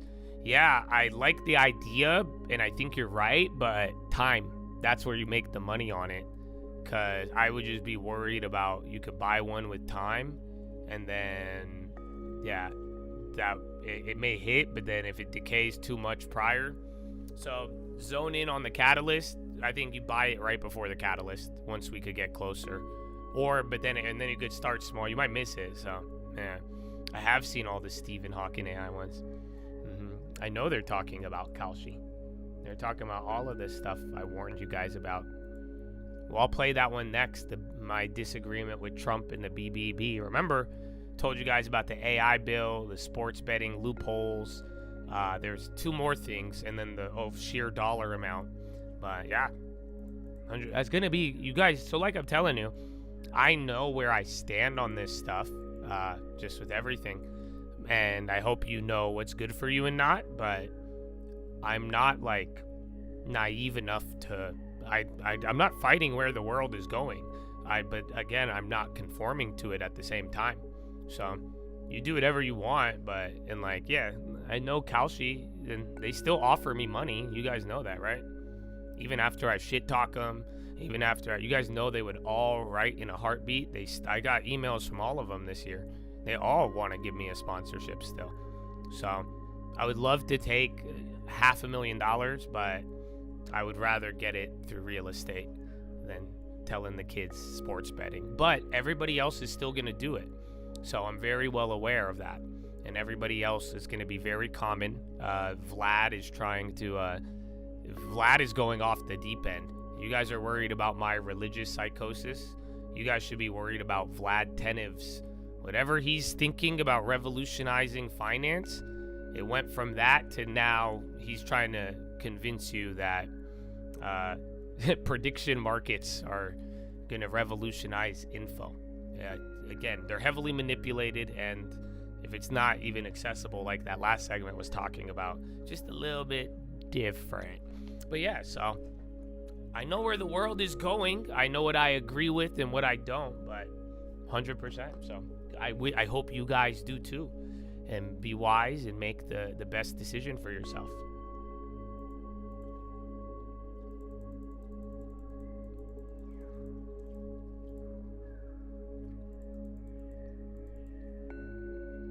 What was it? I was gonna play you something. Oh yeah, you were saying the AI videos. Look, I know I did hear the tokenized real estate, but then can I tell you guys something honestly that you guys should be careful of? Not even be careful, but look at what's being said, and some of you are gonna be very foolish about this. Vlad said it the other day. He said the moment that they're allowed to legally, they're going to start tokenizing real estate. My brother, that means you should buy a house before Vlad Tenev buys them all in a attempt to be BlackRock and tries to sell them back to you at fractions. Do you not get it? Think about it. So whether he does it or not, brother, that still supports my broader real estate theory I've been screaming from the rooftops at all of you. Especially for individual investors, most of whom would be his clients. He's trying to front run you, bitch. You better go get a house. So where do you think they're going to get these houses? And then what happens if Robinhood, all the money you gave them, what if they went on a house buying spree to sell you? And then they target the top cities. So if you live anywhere there or wherever they choose, it's going to cause demand. So you may love Robinhood, that's fine. But I'm just saying, though, if that ends up being a factor that drives up residential real estate, if they get that, you should front run Robinhood instead of being the guy who buys from them. Ta-da!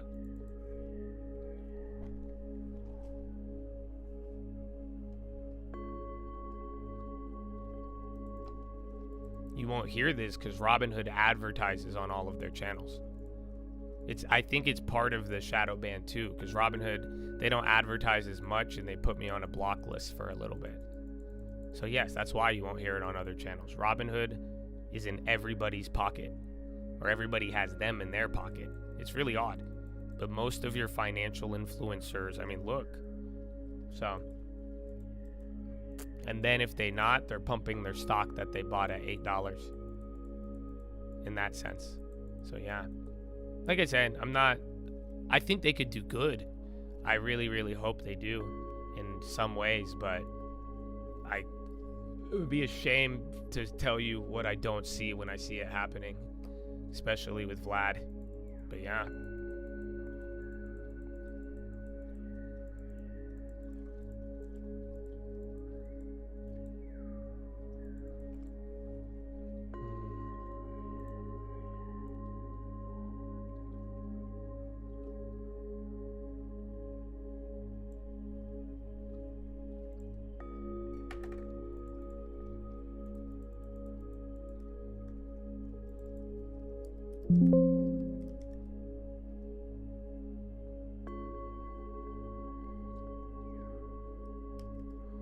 Showing the F-150 Lightning.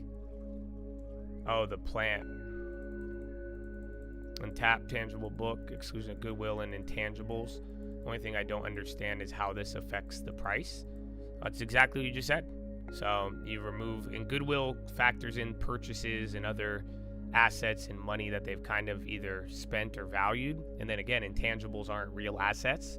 So that gives you a different valuation. But so I guess, what do you think the brand is? Do you think the brand of Coors, Keystone, Blue Moon, how do you value that? That's what that's kind of telling you. And I think that is worth 10 years. But as far as how that affects your price right now, it's not going to affect the current price because that was already apparent leading into it. That's just for understanding value. And that's one factor. But yeah, so that's how you got to view it. But that's why pair it up with everything else, their debt, payout, stability. That's the main reason. So tangible book value being negative or not, I still think this stock is stable. Because again, it's not getting the stability from intangible assets, although that gives it some value. It's from that cash flow of just selling beer and then low debt or low expenses. Pat! So, IRS to furlough 46% of staff? That's not what you think it means. They had AI before everybody, you guys. People are reporting it now. I don't know if you've heard it. I told you this a couple years ago, and I was telling you how they're going to use AI for all the IRS shit. But yeah, people have been reporting on it. But yeah, no. I think even then, even if they get rid of, I think they're going to try to get rid of IRS staff. It's going to be all computers.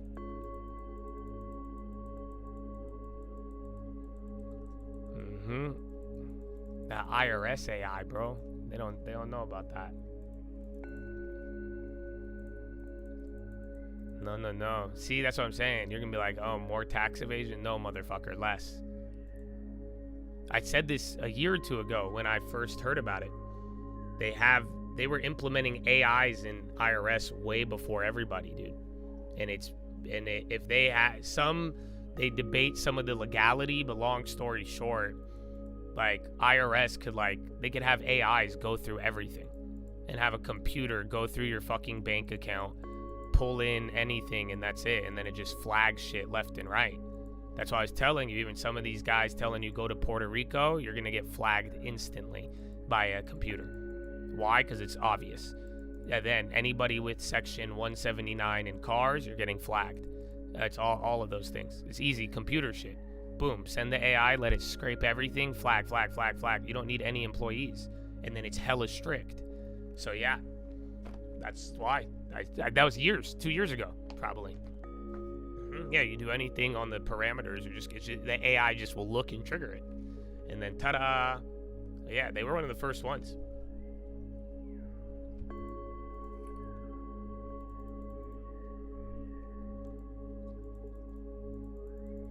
If this bad unemployment caused by AI, how will the rate cutting fix the job market?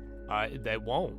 It all depends on how much gets lost from AI labor-wise, but that's what Powell has been talking about, both immigrants as well as AI, right? You have the immigrants changing, available workers, but then the jobs are changing because of AI, but that is kind of what they're talking about.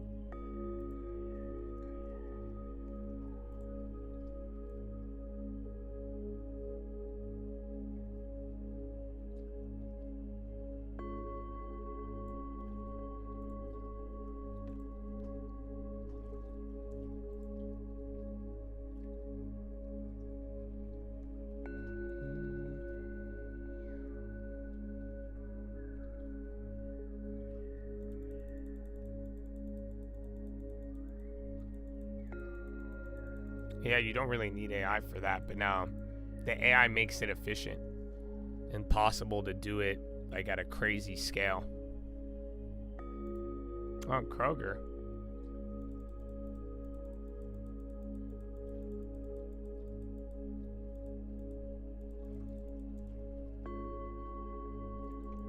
I don't know how they do it. I just know the AI operates something like that. But the AI, they're having it make its own scoring system. And then if you hit enough, you get triggered. But that's going to be the modern way of IRS and AI. Ta-da! J&J.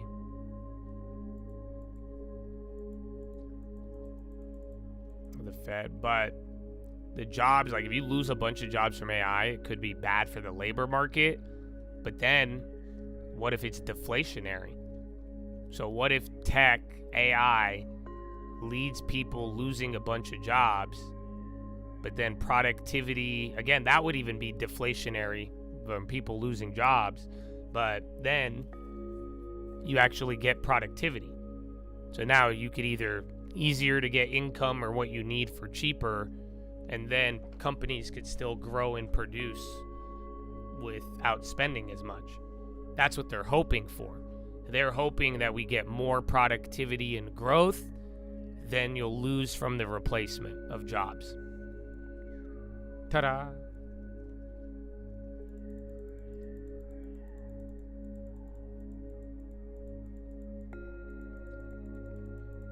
No, it'd be deflation. You get deflation, because I guess you could say disinflation, but again, massive jobs loss is a deflationary event. You get it, because again, people lose jobs, they spend less, like all in mass. That's what happened in '08, if you think about it. So I don't know wording wise, but I want to say deflation, but then we're not talking like deflation. It's deflationary, but we're not talking like deflation. But then I wouldn't say it's disinflation, like, yeah, because it's just more a negative event. But then if you get productivity, that changes everything. Or it just turns into a scale, you know. How much did you lose? How much did you gain? And then that difference.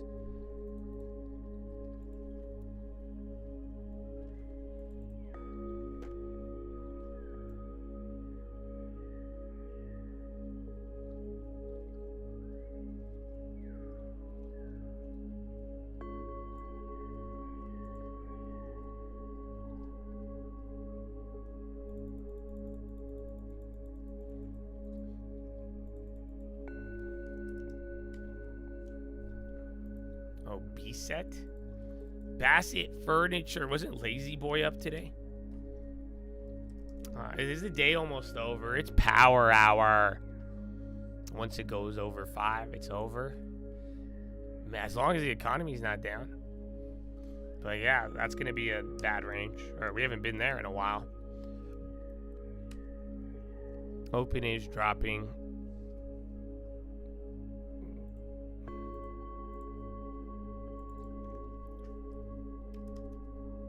Oh, yeah. What the fuck happened to gold? Yo. Stick. That's what I was trying to interpret what homeboy meant by LD, GLD, hot dog. But I got to the conclusion of that. Yeah. That's gold dumping. Mm-hmm. It's amazing.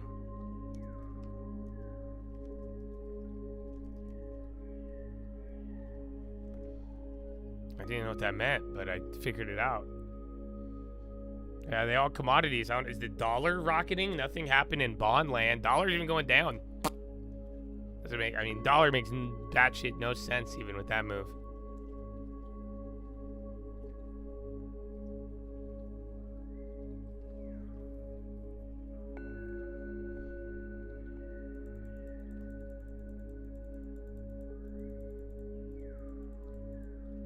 Okay, it's still going. I'd watch for anything else, or that's just something on its own, but nothing moving in terms of dollar, bonds, even equities. They're not freaking out with it, but gold's taking a stick. Gold and silver. Dollar moved down in advance, but that would do the opposite. But that's what I'm saying. This you have no other, like, fear gauge. Where's Bitcoin? Kind of got the same stick on Bitcoin. So, take that as you please.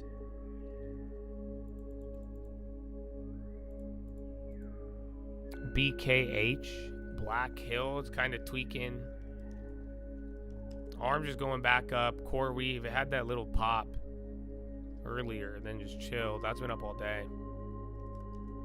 Apple 2. Again, Mag 7 has not been a drag today. Where's your boy Intel? And then Am Dizzle. What about Dell? We're still up like 1,000% on that one, dude. That's crazy. Your shitty ones have not worked yet.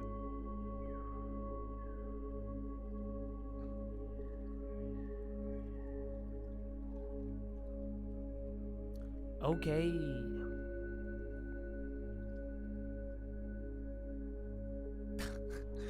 Yeah, the figs are up 3,500%. Yeah, one keeps going. Peter Schiff take. Oh wait, I need to show you guys the videos I saved.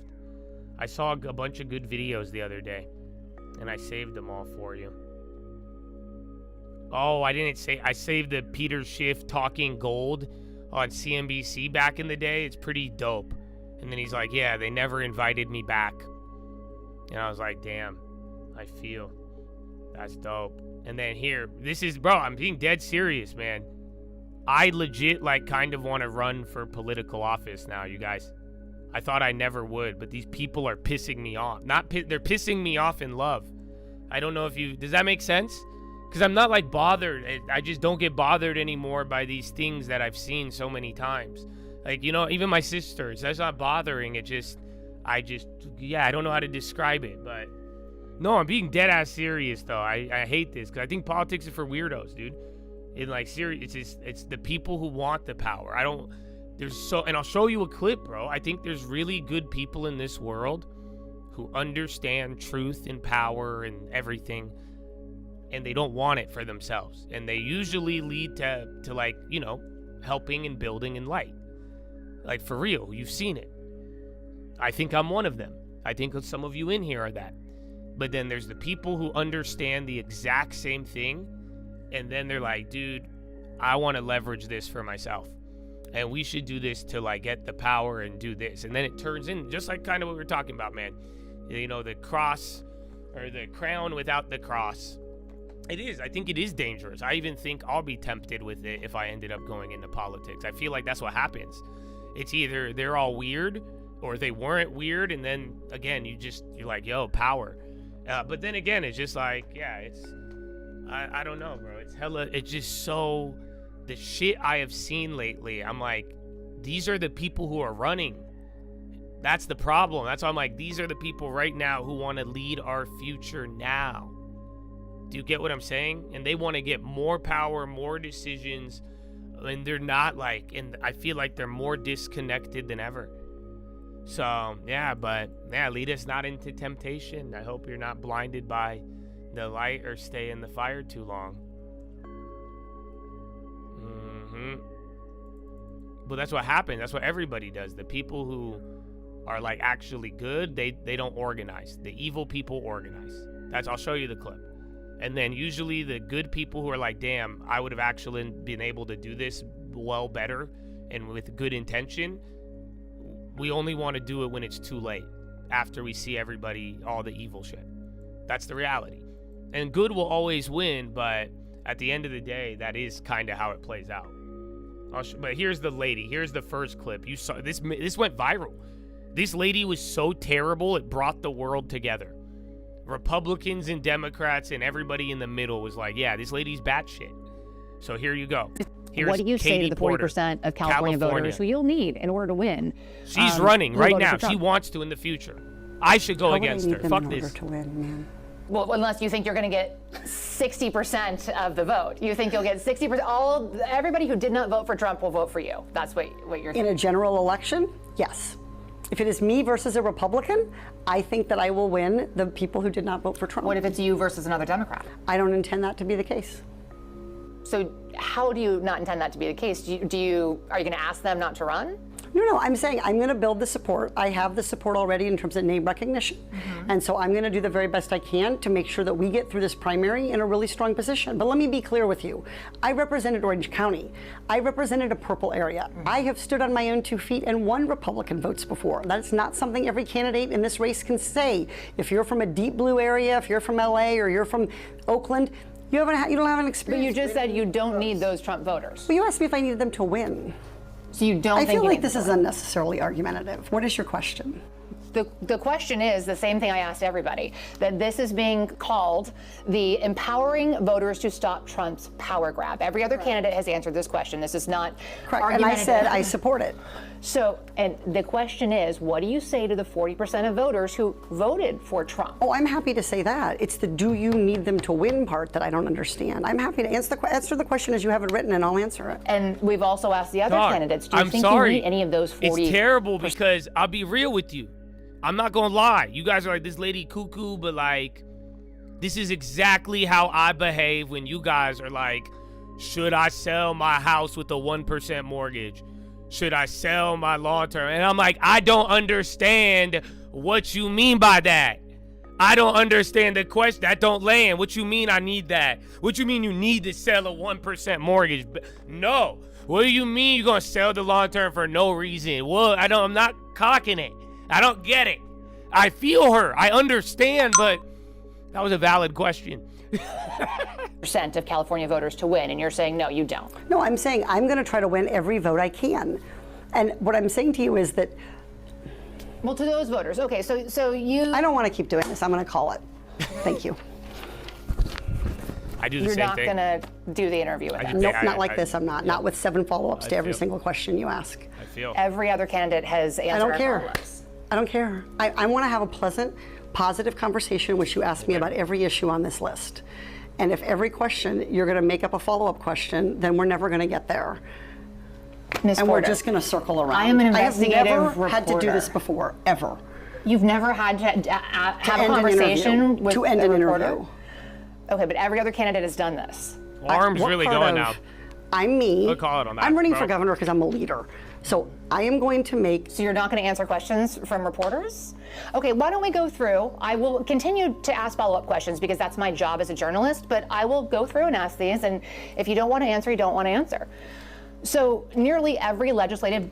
I don't want to have an unhappy experience with you, and I don't want this all on camera. I don't want to have an unhappy experience with you either. I would love to continue to ask these questions so that we can crazy. show our viewers what every candidate feels about every It's one not of a these issues they wild care about. question. And redistricting, it's a massive issue. We're going to do an entire story just on the responses to that question. And I've asked everybody the same follow-up questions. No, yeah, I know, because like I'm saying, I act like this with the long term because I repeat the long term every day for half a decade and a lot of these things. The problem with this question, you guys, the question wasn't bad. Even if she was a liar, all she had to do is say, I plan on winning the support of everybody no matter what. I don't think you realize, like, she's cuckoo. That's why I'm like, I'm going to run for office, you guys.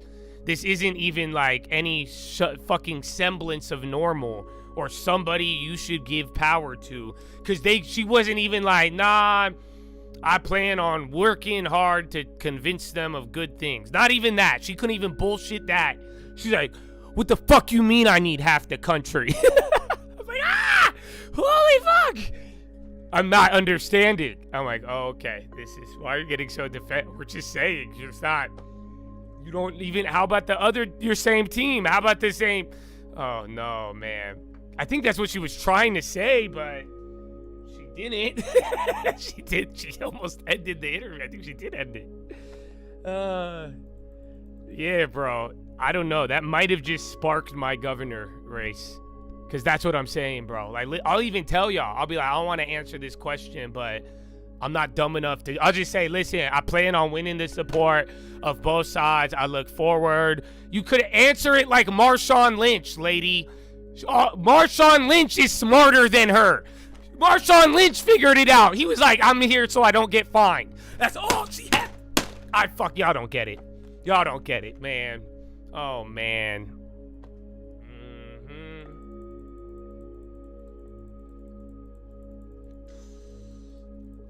They don't feel me, bro. Anyways, I think there's another clip of her. I wanted to make sure she wasn't just bad shit on one occasion. So here you go. Who I disagree with strongly should What do you disagree with out of interest? I think that it should be up to sporting bodies to make the decisions about who and What how has she should said compete. that's actually wrong? I think that what she has done is try to turn this. We talked about people, using things to kind of get likes and get clicks. That's not what she's doing. It's not? I've got no truck for right against personally, but all I've seen her do is stand up for women's rights to fairness and equality. But she actually competed against Leah Thomas, and it was obviously unfair. Leah Thomas won one of the races in the NCAA championships by 50 seconds against a bunch of biological females who simply couldn't keep up. That cannot be right. It cannot be fair. That is something that I think our sporting bodies should be dealing with. And by the way, Riley is speaking up for herself, and that is her prerogative, and I respect her free speech. I think she's speaking up for pretty much every female athlete in the world. I mean, wasn't that the point of Title IX?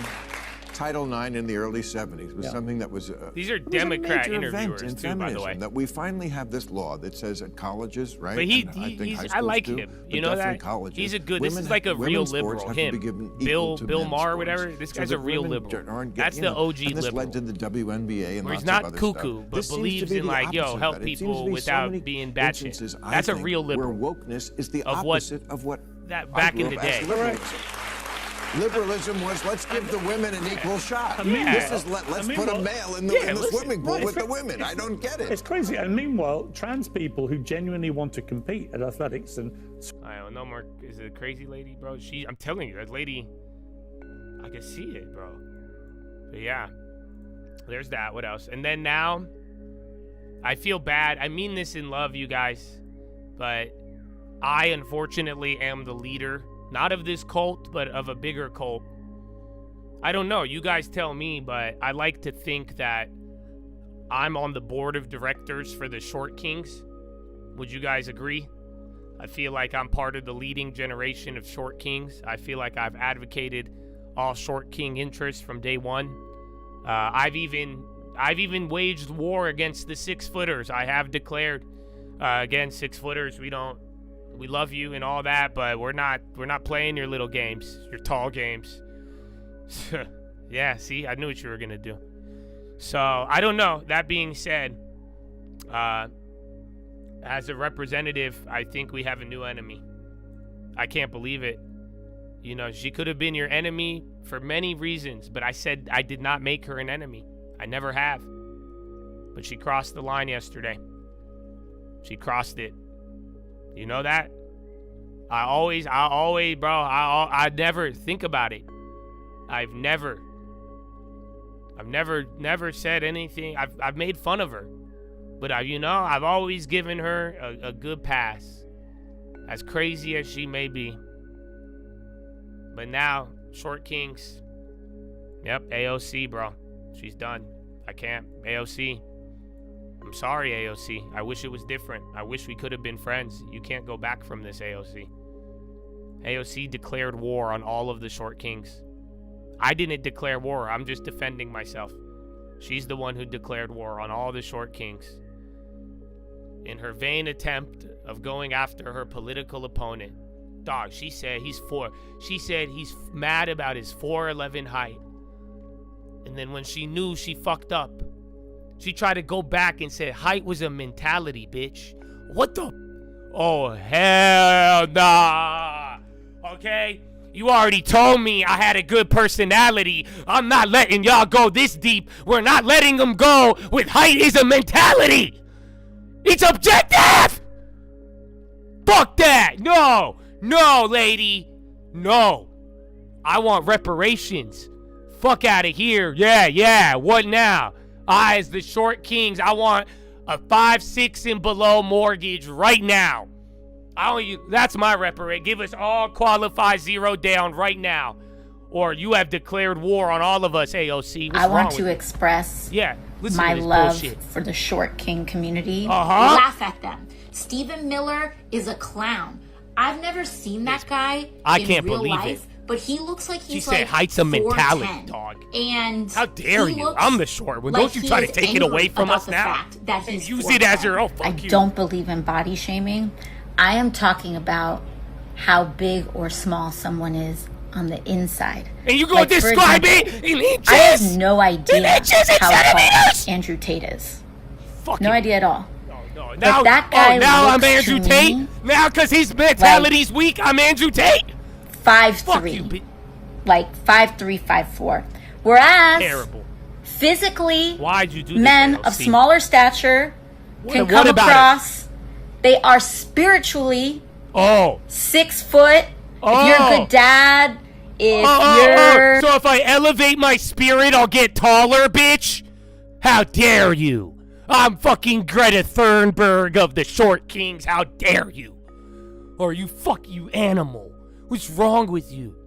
What's wrong with you? I can only say, you know how fucking rich I am? Where I'm confident? You know what you just did to the little ones? AOC! How dare you? If you stand with women, if you're not belittling immigrants, you're like, I'm an immigrant! 6'3". I got I don't know. Am I being and he looks like he is so mad that he is 4'10", that he's taking that 4'10". What about 4'10"? What about 4'2", bitch? Other population possible. Like, laugh at them. Laugh at them. Laugh at them. You want them to laugh? What if they don't hear your follow-up, AOC? I told them they didn't get to buy intel before the government follow-up I gave them. What if they miss your follow-up? You said laugh at us? You gonna laugh at us? So yeah, she declared war on the short kinks. No. She tried to fucking... That apology was worse. We've been called short our whole lives. You should have just said, okay, we get it. How dare you just try to... Hey guys, go read your Bible. Maybe you'll get taller in spirit. Is that what the Lord said? He said, thy kingdom reach 6'2"? What the fuck? Oh, dude, I can't believe her. That's why I've never gone off on imagine all of the dumb shit this woman has said in her life. And I've never reacted until this. How dare you? How dare you? Oh, dude. You gotta fucking... Oh, dude, that's wild, bro. And that's it now. And, bro, you don't know if... You know what I'm gonna have to deal with in 4 months?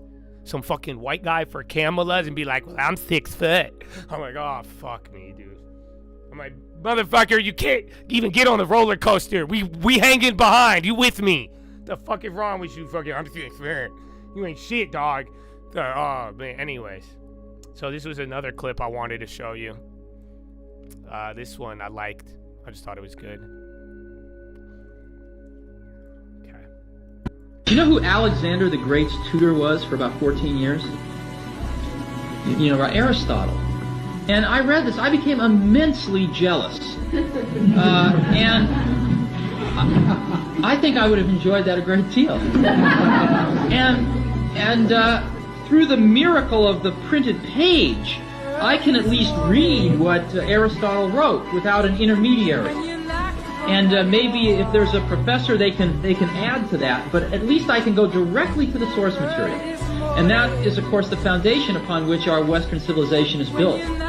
But I can't ask Aristotle a question. I mean, I can, but I won't get an answer. And so, my hope is that in our lifetimes, we can make a tool of a new kind, of an interactive kind. And so my hope is someday, when the next Aristotle is alive, we can capture the underlying worldview of that Aristotle in a computer. And someday, some student will be able to not only read the words Aristotle wrote, but ask Aristotle a question and get an answer. And that's what I hope that we...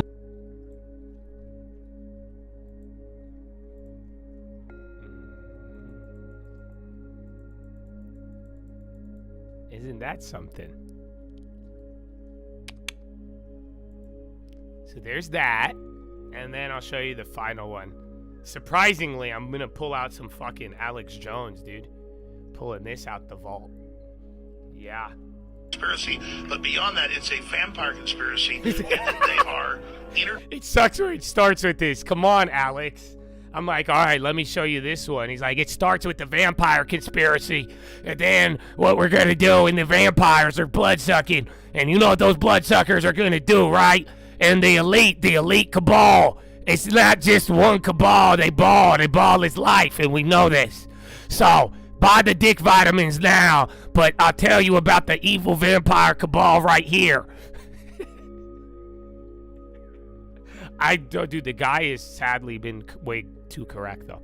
There's armies. We're fighting a pedophile conspiracy, but beyond that, it's a vampire conspiracy in that they are interdimensionally sucking the essence of our youth, right? And they believe they're possessed by an off-world entity. Okay, what the fuck? Yeah, and is this Joe, the right I've clip? been on air 22 years. I don't get into aliens. No, hold on. This isn't the part I wanted you to hear. The elite, and I've also communicated with a lot of the top people. And if you want to know, I will actually break down right now the best knowledge right now what's happening on the planet. What's happening?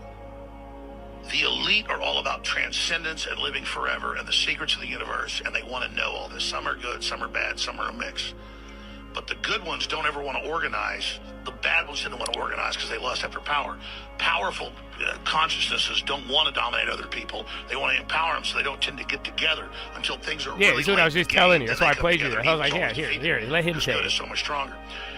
And we're on this planet, and Einstein's physics showed it, Max Planck's physics showed it all. There's at least 12 dimensions.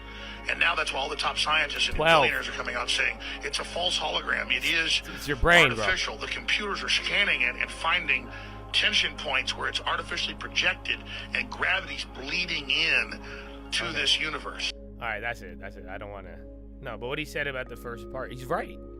Like I tell you, I mean, he said what he said about there's people and like even like rich in certain people. I'm telling you, transcendence, the mind, the spirit, and like energy, power, the unit. It's a big topic, whether you like to admit it or not. I agree with that. And what he said about power and dominating, it's all. I agree with that. But yeah, I don't know about the blood-sucking vampires yet, but we'll see. We'll see. And I didn't know I could do an Alex Jones voice. That's so cool. I don't know. I got to bring it out at the right moment. I had CNC drive. Nothing else happened. I mean, I hope you enjoyed Alex Jones renditions. But you got 30 minutes. 30 minutes. Trump, we're in deep discussion. Is he live? Are going along very well. We're dealing with Hamas and many of the countries. As you know, we have all of the Muslim countries are included. All of the Arab countries are included. Very rich countries and some that are not so rich, but just about everybody's included. It's never happened before. Nothing like that's happened before. And our final negotiation, as you know, is with Hamas. And it seems to be going well, so we'll let you know. If that's the case, we'll be leaving probably on Sunday, maybe Saturday, maybe a little later than Saturday evening, but that seems to be our schedule. It should be clear to all Americans that we have a very serious left-wing terror threat in our country. Radicals associated with the domestic terror. This is the Antifa group, one, yeah. Antifa, that you've heard a lot about lately. And Antifa! I've heard a lot about them for 10 years. And other far-left extremists have been carrying out a campaign of violence against ICE agents and other officials charged with enforcing federal law. In Chicago, anarchists have surveilled at least 4 local ICE facilities and posted diagrams of the buildings online, meaning nothing but bad, accompanied by photos of specific ICE agents that they're targeting, one in particular who's a top person and a great patriot. In July, approximately a dozen Antifa-aligned militants stormed the ICE facility in Texas and then lured officers out of the building before firing dozens of rounds at police. That's what they did?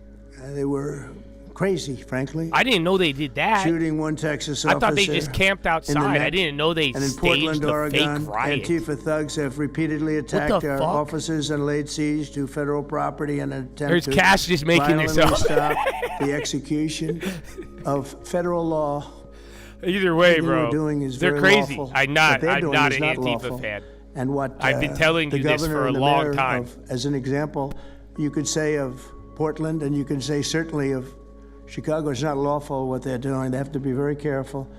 In addition, 2 weeks ago, a radical left terrorist in Dallas conducted That's what a I kept sniper telling you. attack The organization on a local ICE facility, it's killing not, 2 people and I don't think leaving they want behind to. a note It's scary. that read, "Hopefully this These will people give are ICE loony. agents some real and terror." all that discord and what That's bad. the organization. This attack came the of very these same month psychos that Charlie is a Kirk lot was higher than assassinated by everybody a wants to far-left admit. extremist who Or they inscribed know the about it and words, they're not telling "Hey, you." fascist, catch," meaning catch the bullet, onto the bullet shelf itself. The epidemic of left-wing violence and Antifa-inspired terror I'm gonna has go been out on a limb and escalating say for you're a liar nearly a too. decade.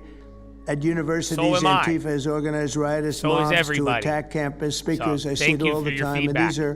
And these are agitators, anarchists, and they're paid. And you'll find that out. You'll be finding it out very soon. You should see what we have on these people. These are bad people. These are people that want to destroy our country. We're not going to let it happen. They've used armed gangs to assault local police in cities nationwide, and they've attacked journalists reporting on their crimes. So yeah, I think they're lying about a lot of this. You're very safe. I hope. Ever since the Charlie Kirk thing, I'm telling you, around, it's not. But they have been I don't think they want to tell people. But we're going to be very threatening to them, far more threatening to them than they ever were with us, and that includes the people that fund them. Probably some of the people I know, some of the people I dine with. But if they do, they're in deep trouble. So we're going to be looking very strongly at the people that are funding these operations. When you see the signs, and they're all made out of a beautiful paper, beautiful, nice, stiff, very expensive paper with beautiful wood handles, all the same color. They come from very expensive printing machines. These are not people that write out their signs in a basement that believe in something. These are paid anarchists. At least 3 of these courageous journalists have personally been victims of Antifa attacks. Andy Ngo has been repeatedly beaten by Antifa thugs for his work in Andy is a very serious person, too, I have to tell you. I've been watching him for a long time. Is Andy here? That's what I thought. Hello, Andy. I thought that was you. You're looking better than you do out on those streets, huh? You look much better. It's nice to have you. You feel a little safer here, I think, maybe. Well, not that safe, because you have them. You have to worry about that. But thank you very much. Andy Ngo has been repeatedly beaten by Antifa, and including one assault that left him with a I saw that guy. That's a guy who infiltrated Antifa. He's some Asian dude, and they found out. The dude, dude, it's a crazy video. If you haven't seen it, bro, it's so weird. They were like trying to kill him, and then they couldn't. And then there's an Antifa guy in a wheelchair. I'm telling you, it's a trippy video. Because then you're like, why don't they kill him? But then they're like, are they trying to kill him? And then you start, and then it's odd. It's in Portland. This was old. It's from years ago. Like it on both but sides, it's just the weirdest fucking video, bro. It so looked like AI, some random ass shit. We're looking at it not from the freedom of speech, which I always felt strongly about, but never passed the courts. This is what they do: is they incite. When you burn an American flag, you incite tremendous violence. We have many examples of it, many examples of it, and it's actually down on tape. And you see things happen that just don't happen unless it's the flag that's burning. Very recently, Katie Davis Court was hit in the face with a flagpole in Portland by an Antifa radical, leaving her with a very blackened eye. So, Katie, thank you very much. And I'd like to also say that I watched Nick. Where's Nick? Is Nick here? Nick? Hi, Nick. That was a rough time you went through. I hope you got my little note. I wrote you a note.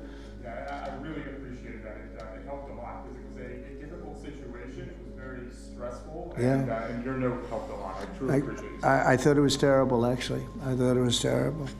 So we'll talk about it a little bit. Under the last administration, the Department of Justice targeted faithful Catholics, Christians, and patriotic parents as domestic extremists. They said, they're extreme because they believe in God. They're extreme because they go to Catholic church, or evangelicals, where everybody was under the gun. Unless you are a really bad, sick person, then they left you alone.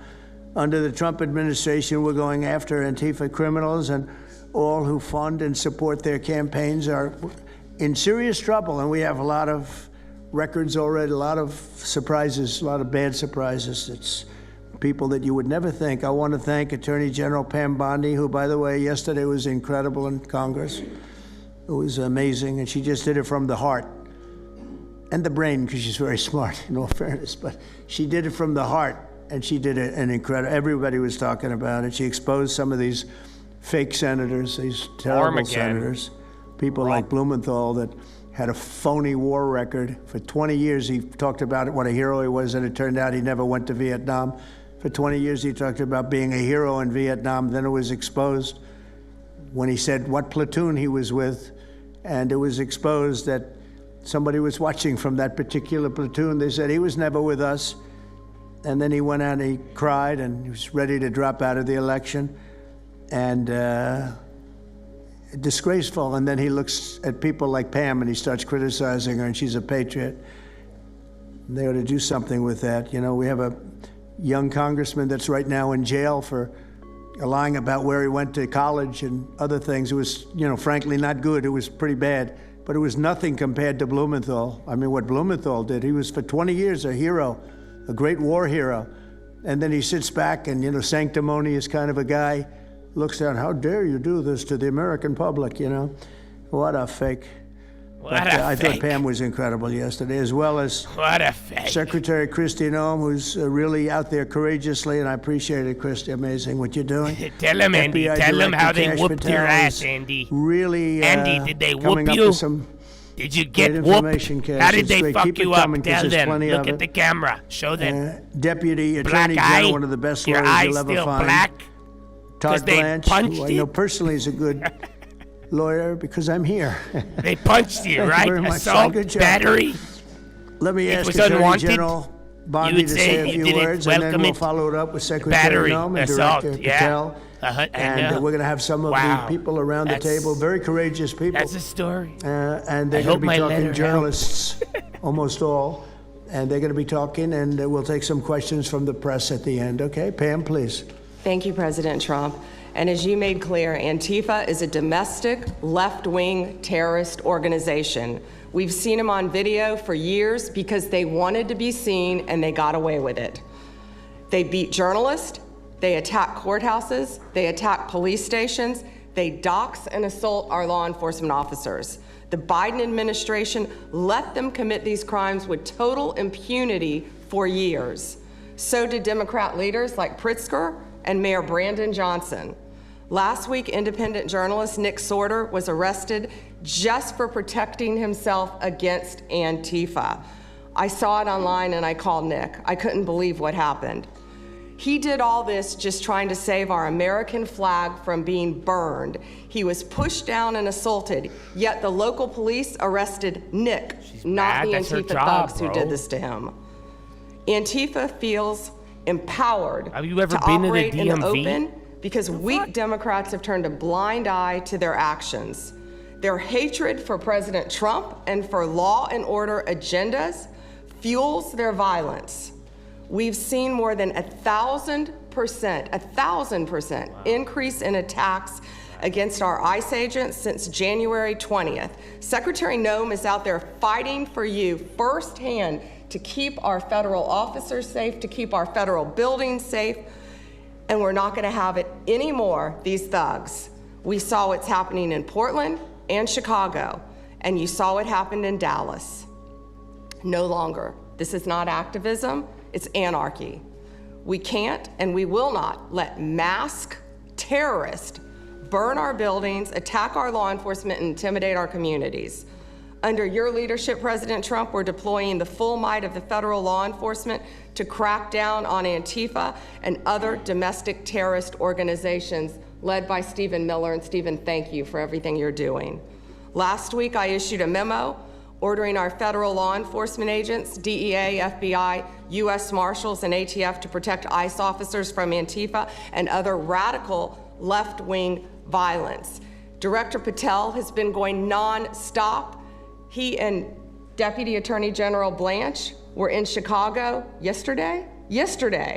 While Secretary Noem was in Portland, we are around this country fighting against this domestic terrorism. We had Apple and Google take down the ICE block apps. Hope they continue to comply with that. It's threatening the safety of our federal law enforcement officers. We're not going to stop at just arresting the violent criminals we can see in the streets. Fighting crime is more than just getting the bad guy off the streets. It's breaking down the organization brick by brick. Just like we did with cartels, we're going to take the same approach, President Trump, with Antifa. Destroy the entire organization from top to bottom. We're going to take them apart. Thanks to your bold leadership and the designation of Antifa as a terrorist organization, which is exactly what they are, Americans will no longer tolerate their unhinged violence. Thank you. Thank you very much, Pam. Kristi. Well, thank you, Mr. President, and thank you for hosting today and focusing on Antifa and the terrorists that they are. Let's not make any mistake. These individuals do not just want to threaten our law enforcement officers, threaten our journalists, and the citizens of this country. They want to kill them. Their agenda is to destroy the American people and our way of life, and this president is standing in their way. He is stopping them from bringing their death and their destruction to the individual citizens in this country that just want to raise their kids and their grandkids in peace and in this thing's up safety. 20, dying. I want It's to probably an also thank offering. everyone around this table for being so bold and so brave, for standing up and recognizing the threat that Antifa is to our way of life. By recognizing how advanced they are, how sophisticated their networks are, how they've infiltrated our entire country. At least they're and we're willing to say seeing that now. them play out with their tactics I'm from saying, city everybody to talks city, about this like it's a and little how they group. have It's built fucking out their America, funding Hamas. mechanisms. And sir, I also Not want to even thank Hamas, our Treasury Secretary for his work and getting to the I've bottom just heard a lot of these Hamas funding recently. mechanisms and Everywhere, individuals who are even then, though. perpetuating this violence on our American loves you. cities. Oh. I was in Portland yesterday and had the chance to visit with the governor of Oregon and also the mayor. They're in town, and they are absolutely covering up the terrorism that is hitting their streets. The Proud Boys are still on well, Windows you talked XP, about some of the dog, stories of okay? our ICE agents, I'm our not Border worried Patrol about them. agents. I'm worried about how the they fucking have nerds been with attacked, Discord how they have and been shot pumped at, up on a lot of injured, fucking the damage that they've pharmaceuticals done. These and then leaders in these radicalized local by cities, Reddit along 19 with hours a Pritzker day. and I don't Johnson, think you understand ignore what's what you going can do on, with or that. sir, they're helping Antifa cover it up. We You have know what I'm saying? The arrested fucking dozens white of guy hates individuals everybody that are else that's been Antifa around for a members or while. affiliated with Fucking them, give him and a I wanna thank our motorcycle. Attorney You'll keep General him for busy on 20 prosecuting them acres, and bro. You have making sure nothing to they worry never see the about. light of day again. Until the They have fucking been so bold Antifa in guy making sure we're on the bringing those computer individuals to gets justice. him One of the to think individuals that we're we all, and arrested then he's recently gonna. in You see what I'm Portland, you fucking. was the girlfriend of one of the They don't founders feel of me, dog. Antifa. They and want that you we to are be hoping that as we radicalized. go after They her, want to interview bring her, him and off the prosecute her, acreage. we will get So more they and more want this guy information to about do the it network so and that how we can root them y'all out don't, man. and eliminate them from the existence of American society.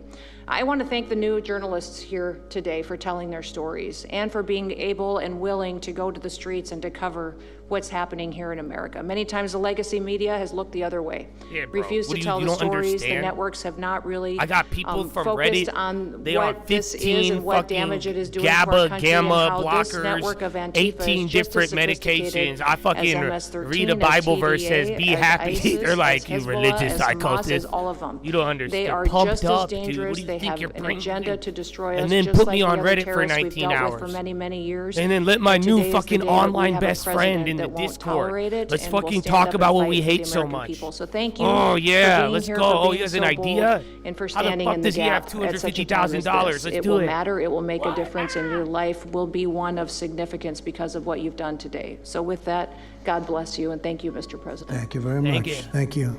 Cash, please. Thank you, Mr. President. Mr. President, the American people gave you a sweeping mandate in your victory in this election cycle, and they demanded safety and security for our citizens. And your administration, with your leadership, has provided us with the resources that we need, which is a whole-of-government approach to go after criminals absolutely everywhere, not just outside of this country, but within this country. And that takes a whole-of-government approach. The interagency seated up here with the Department of That was Homeland a big Security, rip. our It Attorney looked like General, it was just Deputy gonna Attorney melt, General, bro. and That your went White House $5. staffers, including Stephen Miller's leadership, has allowed us to go out there and map out these networks. What we are doing at the FBI is simple. It does not require rocket science. We are following the money. Money never lies. And that's what it's going to take to bring down this network of organized criminal thugs, gangbangers, and yes, domestic terrorists, because that's what they are. They are harming everyday citizens in every single one of our communities. And the folks you see here on the right and left, they're some of the bravest men and women we have today. They're reporting the stories live time because the mainstream media won't cover it. They're putting their lives on the line. They're standing up for the flag. The least we can do is stand up for them. So you have my thanks. I read more of your stories than I do theirs because you guys are putting out the truth. And we deserve a country where you are protected as equally as they are. We, in this FBI, will go after with the criminals with a vengeance. We will not rest until we find every single seed, money, donor, organization, and funding mechanism that we have.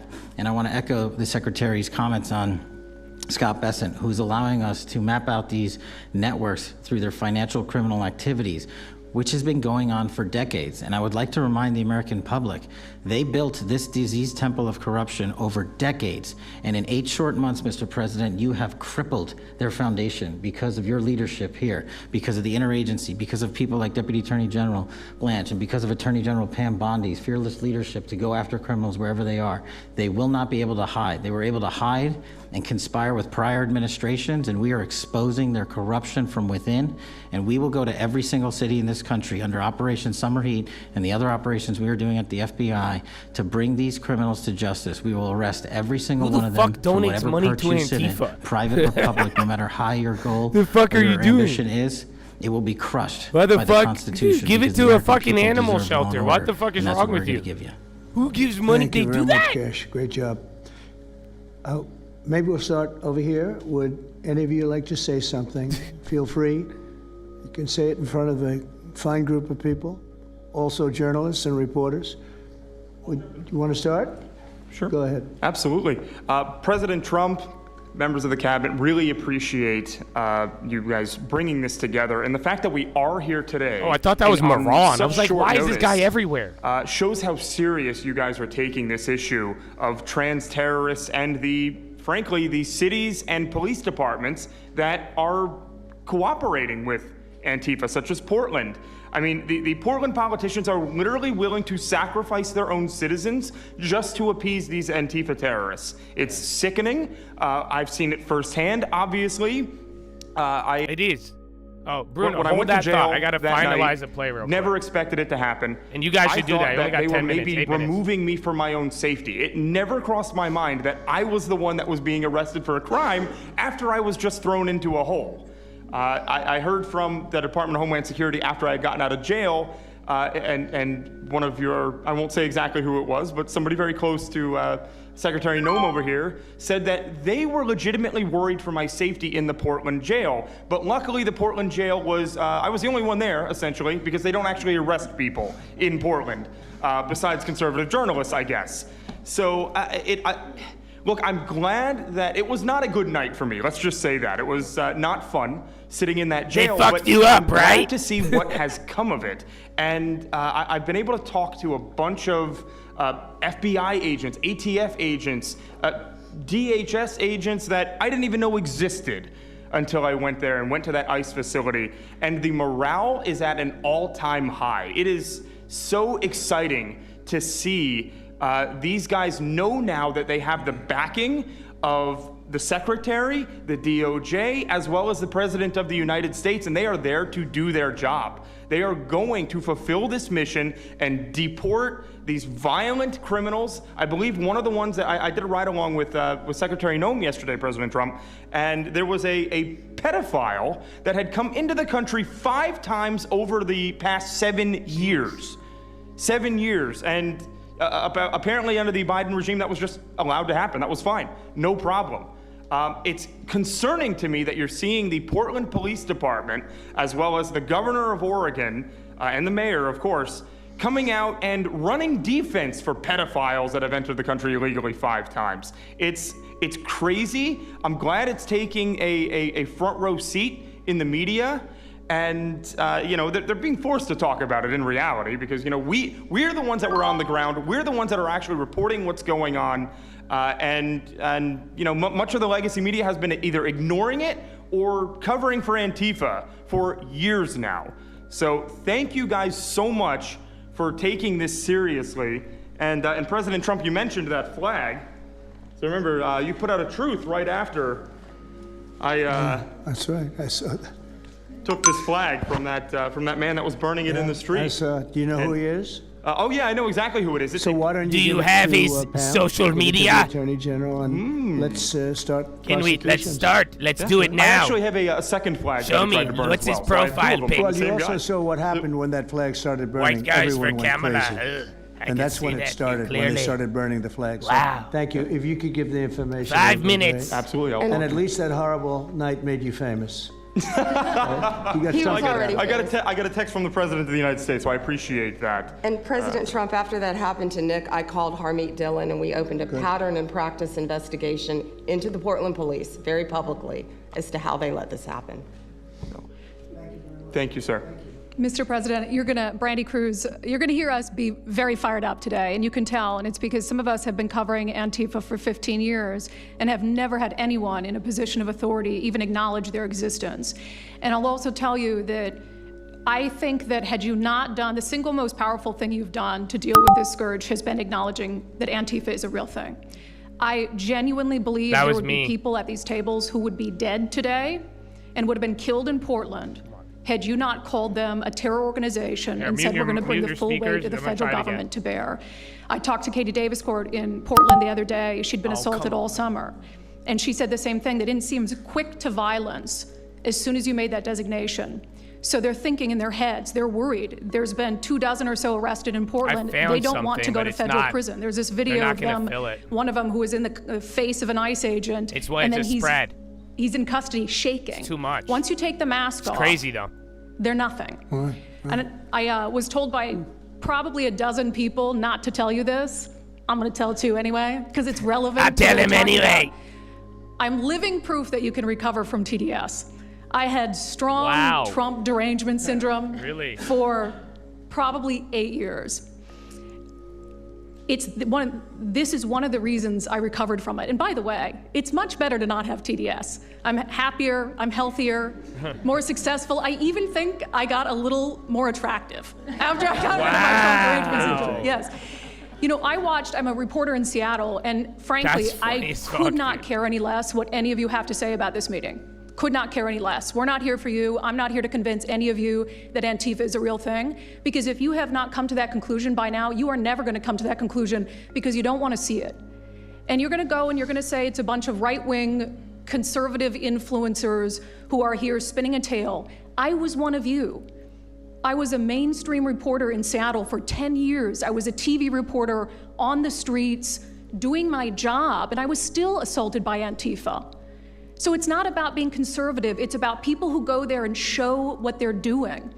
And when I saw, after all those years, that the media wouldn't be honest about what was happening, that Democratic politicians wouldn't be honest about what was happening, I thought, well, gosh, if they're not being honest about that, maybe they're not being honest about President Trump either. And it opened my mind to just looking at things for what they were. And now I find you quite funny, actually. Now it's like I said, I'm much happier about it. But, you know, for me, again, I could not care any less the stories that they go to print. This is what I care about. We have 3.5 years. Nothing is guaranteed, although I think if Democrats keep it up, we'll probably have Republican presidents for the next 3 decades.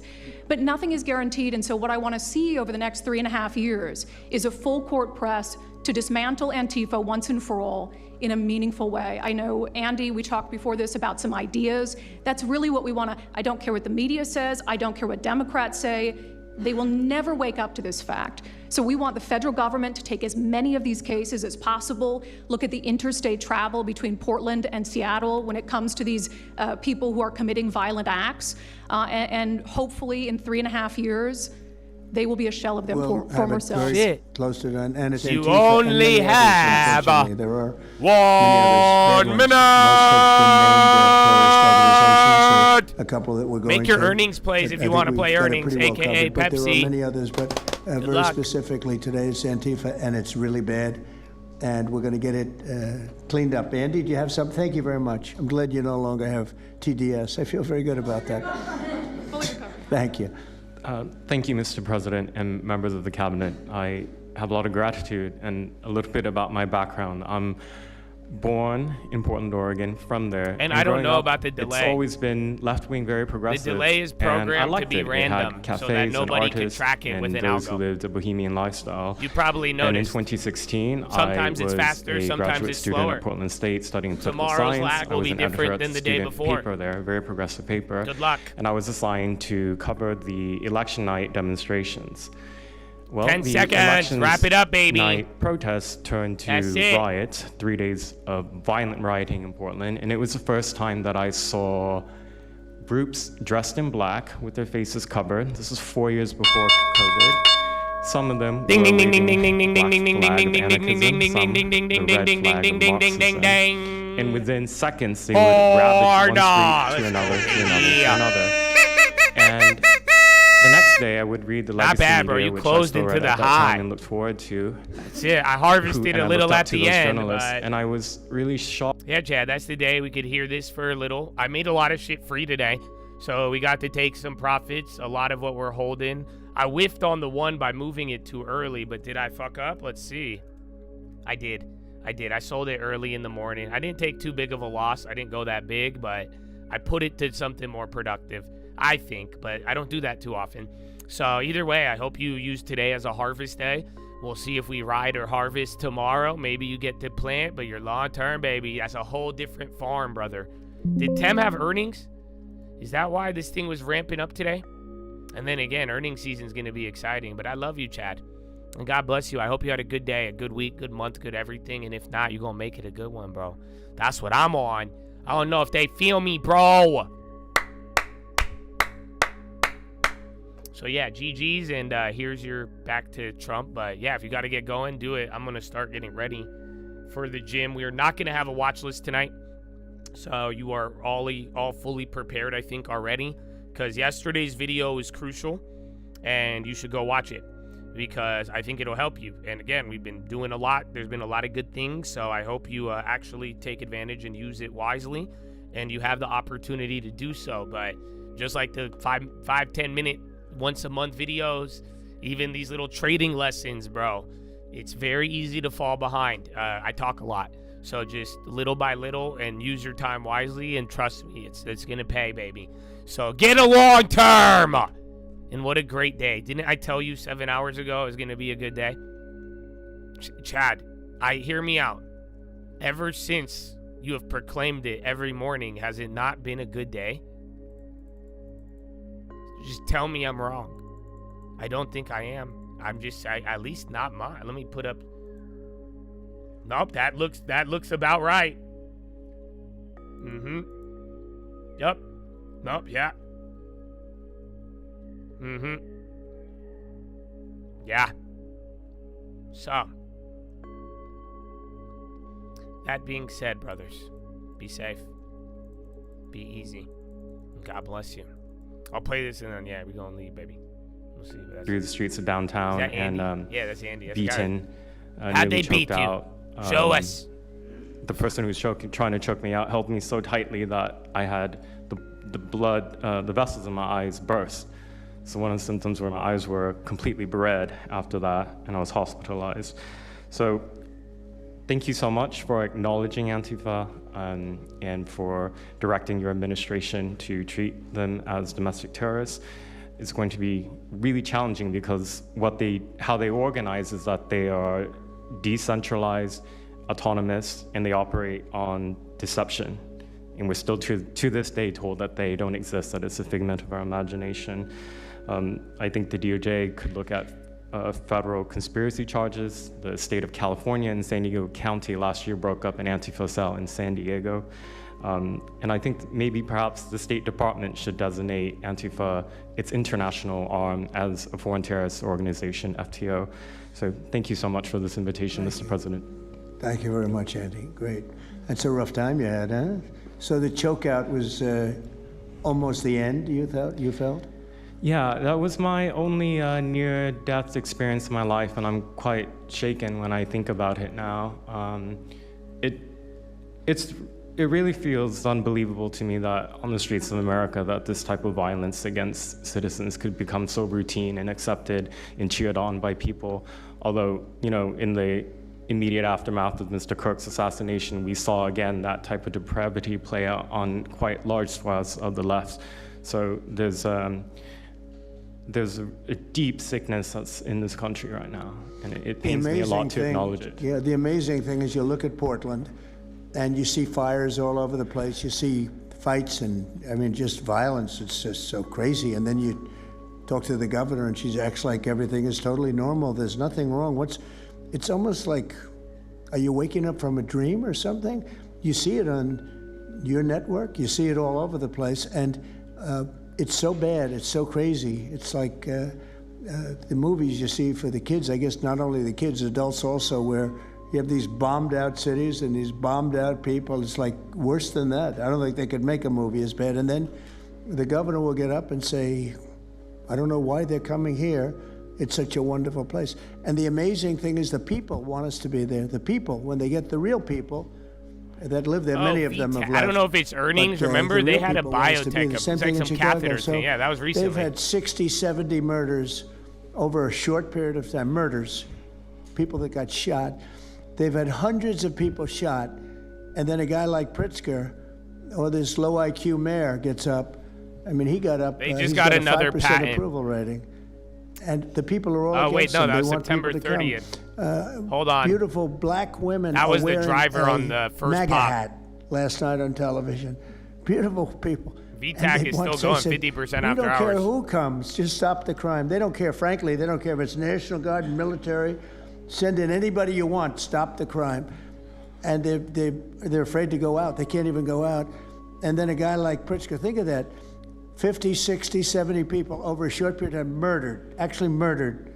Mostly gun violence, but knives, but gun violence. They're murdered, and hundreds of people shot. They had one weekend where they had like 18 murdered and 71 shot.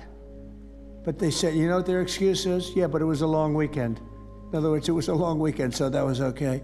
And then Pritzker gets up and he says, like, I don't know what they're talking about. We don't have crime here. They're crazy. I think actually they're petrified. You know, their families live there, everything else. I actually think they're scared. Pritzker was a failure in his family. They threw him out of the family business. Guy's a loser. But you know what? They actually, I believe they're scared. They're actually frightened for their lives. Jack, please say a few words.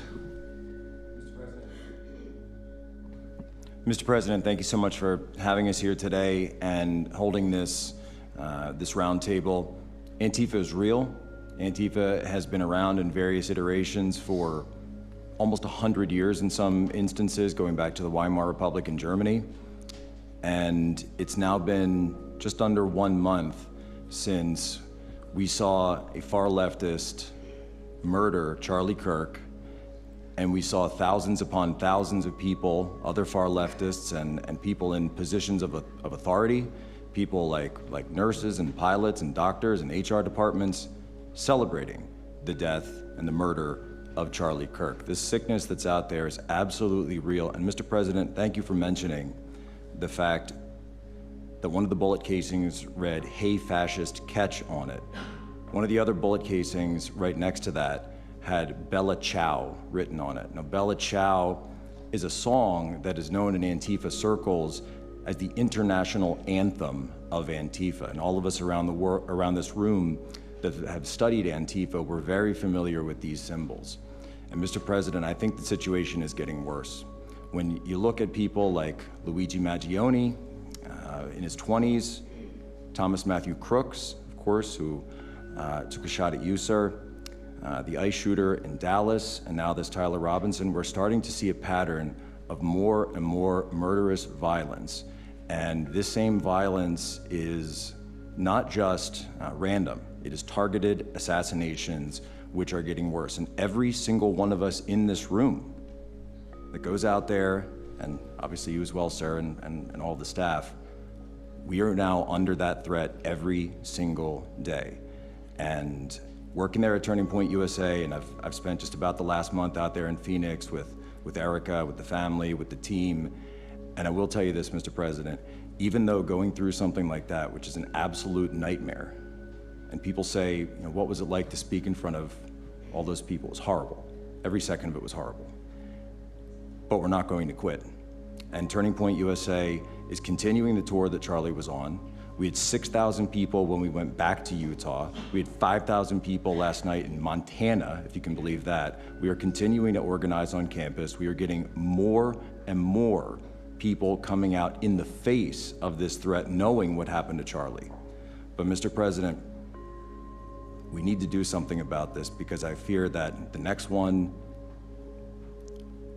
who could be killed could be sitting at this table right now. And we're not going to stop, but they need to stop, and they will not stop until they are stopped. Thank you. Thank you, Jack. I appreciate it very much. One thing I have to say is that Washington, D.C. was almost as bad. I don't know what could be worse than Portland. You don't even have stores anymore. They don't even put glass up. They put plywood on their windows, but most of the retailers have left. But Washington, D.C. was so bad. No, the guy speaking is correct. And Pam, I'd say it took 12 days to regardless really of the origins of that song. It doesn't change how it's being used in the modern day. And now people are going out to dinner. The restaurants are booming. They don't have enough seats. They're opening up new restaurants because many of them closed. That was correct. And people are walking down the street totally safe. A reporter, I'm not sure if she's there. I can't see somebody reported there. She is. She was violently assaulted.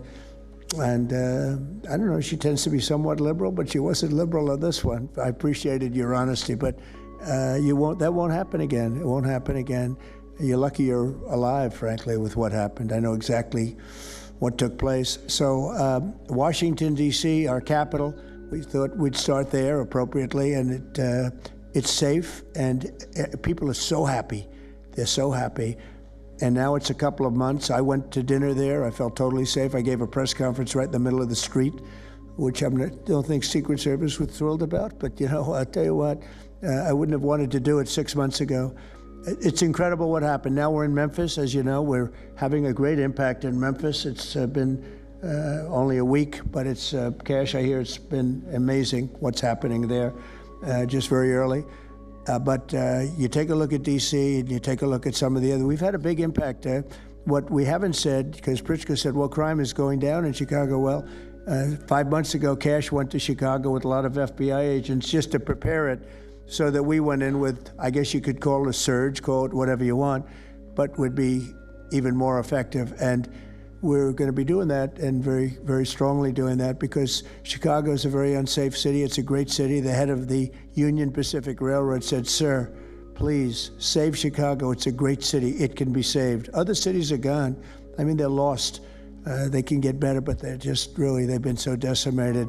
But I'm so proud of what they've done so quickly in D.C., and it's taking place quickly in Memphis, where we were asked to go by the mayor and by the governor. And it's really incredible what we can do and how fast we can do it. Let's go for two more. Would you like to go? And then Katie, you'll go, okay? Please. Thank you, Mr. President, for having us here. And not to sound like a broken record, but it needs to be said that Antifa is real. Yeah. It's real. It's a threat. I just saw them last weekend over in Portland while they're causing mayhem over there. And the reason why they're such a big problem is because we have Democrats and a lot of people in the mainstream media refusing to acknowledge that they even exist, right? So how can we as a country begin to address it when you have large swaths of, these people who are supposedly decision makers and people who are supposed to inform, they don't want to say that it exists. Because the common argument is like, well, they're not a real organization because there's no national leadership, they don't have a national headquarters, so how can law enforcement go after a group that doesn't exist like that? Well, law enforcement goes after criminal groups that organize to rob banks or do smash and grabs. They don't have a registered LLC, they don't have official membership cards, they don't have a business address, but law enforcement still goes after them because they're working as a group. These people don't just show up, randomly at the same time to do the same thing, dressed in a very similar fashion, espousing the same ideology. And they say, well, it's an ideology. It's like, well, yes, it's an ideology because there's people alive, present, that believe in it, and they're acting on it. And so I've been very well aware of what Antifa's been doing. I was very busy during the riots in 2020. That was probably my most exposure to them prior to this year. I've been at the ICE facility at Broadview. I'm originally from the Chicagoland area, unfortunately, but that's where I grew up around. Like I said, I was in Portland. I was covering the riots in Los Angeles as well. And probably one of the most disturbing parts about that is, in addition to Antifa being present, they were tagging the streets with CJNG, which is Cartel Jalisco Nueva Generación, which is a cartel. So you have these people who are working basically in concert with other terrorist groups to say that we're here, we're present, and we're gonna attack federal agents and people who are gonna expose what we do. And so, to be clear, political violence, sustained political violence that we're seeing in this country is not a both sides issue. I was, I was at Charlie Kirk's memorial in Glendale recently. Conservative gathering, totally peaceful. It was the most peaceful gathering that I've been at. Every other time that I've been covering violence in the streets, just this year, just this year, it's always been from left-wing people, radical left-wing people. And it's not even just Antifa anymore. The shooting that happened. You guys, I have bad news. The defensive shooting that happened I have bad news for you in the guys. Chicago area. Speaking of Antifa, but I can't give you guys any more plays anymore. You guys only get real time from now on. Too many of the fucking groypers joined. Even if I banned them, it still allowed them to join. I just checked. Speaking of all the Antifa. So, yeah, you guys get real time, but I can't give you any plays. I'm not going to enrich those people. Thank you. After a month. And we all knew the solution to that. We all knew why it was happening. It's because, well, it's racist to have a border. It's like, well, actually, it's not, but okay. And so it required you to come back into office and to fix the problem, but it's no longer just a border issue, it's a nationwide issue, and that's one of the reasons why you got elected back into office, because thankfully the American people said we're not going to deal with it anymore. But unfortunately, there's a lot of people, as we've seen, who are willing to take to the streets to do violence. And that's a scary thing, because typically when I was in 2020, I was my covering AI flags Minneapolis, accounts, and even if they were Los Angeles, banned, Portland, let them Seattle, join I for was some over in reason. Chaz. It That wasn't was to be supposed to. expected. But now, because the issue of immigration, illegal immigration is so what it is. widespread, riots can happen. You gotta. anywhere. I hope you Attacks learned a can lot happen in anywhere. 48 hours. So that's why it was weird but kind of use going the back real time to to my your home advantage. state to cover this violence. I mean, just after the Dallas shooting, they were chanting outside Broadview, "Shoot ICE." Shoot those, effers. Shoot those effers. So I'll just leave that. Thank you so much again for having this. This is very dangerous. We don't work for companies that have billions of dollars. We're running and gunning often on our own. We became friends. A lot of us are friends because we would see each other all the time, and we became friends because we wanted to have someone watch our back while we're out there. Because like I said, we're just out there. And but we'll continue to do it because it's an important topic. It's an important issue. The American people deserve to know what's happening in these chaotic situations, and we're more than happy to do it. So thank you, sir. Great job. Thank you very much. Katie, please. Hi, Mr. President. It is an honor being here today, and I first wanted to start by thanking you guys for designating I think this you guys just might need to come to the farm. It's exactly what this group is. I might have it's to a long meet you time in person. coming. I'm an investigative It's the only journalist way. from Seattle. I work for the Otherwise, Post Millennial alongside you know Andy enough. No and Jack Posobiec. I have been infiltrating Antifa cells in Seattle and Portland for the past decade. I know their inner workings, and Antifa uses extreme political violence to crush the civil rights of their political enemies and believes that violence is justified by any means necessary. But today, I want to focus on what is happening in Portland at the ICE facility. I've been covering this for the past 4 months, and this is a call out to corporate media who has completely ignored this story or has falsely reported on it. This is nothing short other than a sustained attack on the United States, which is being supported by Democratic elected officials. The Portland Police Bureau has completely abandoned several blocks outside the ICE facility, giving away their jurisdiction to a terrorist group who has spent the past 4 months harassing, assaulting, and intimidating anyone they perceive to be against their cause. Not only have federal agents been relentlessly assaulted for more than 100 consecutive days, black-clad anarchist militants concealing their identities behind black facial coverings have been assaulting reporters just for trying to cover their crimes. Today, I am sitting here with a black eye and a concussion after being violently hit in the face with a metal pole while reporting outside the ICE facility just this past week. Oh shit, she After really the does attack, have a black I immediately eye. went to three Portland police officers who refused to detain the suspect. I took the time to chase down the suspect in the streets, had her held for 35 minutes. I was waiting for Portland police to come, and they never came. Then that's what opened my eyes to what this group is actually doing. I watched 20 Antifa militants help my assault suspect They're setting it 'cause escape Antifa is into gonna an try Antifa some dumb safe shit house before the end of the year. That is 1 block away That's from the why. ICE facility. And this safe house is where Antifa-affiliated protesters are conducting paramilitary operations. It's where they're arresting, they're showering, they're eating to continue this occupation. I have staked out this safe house and have observed shift changes.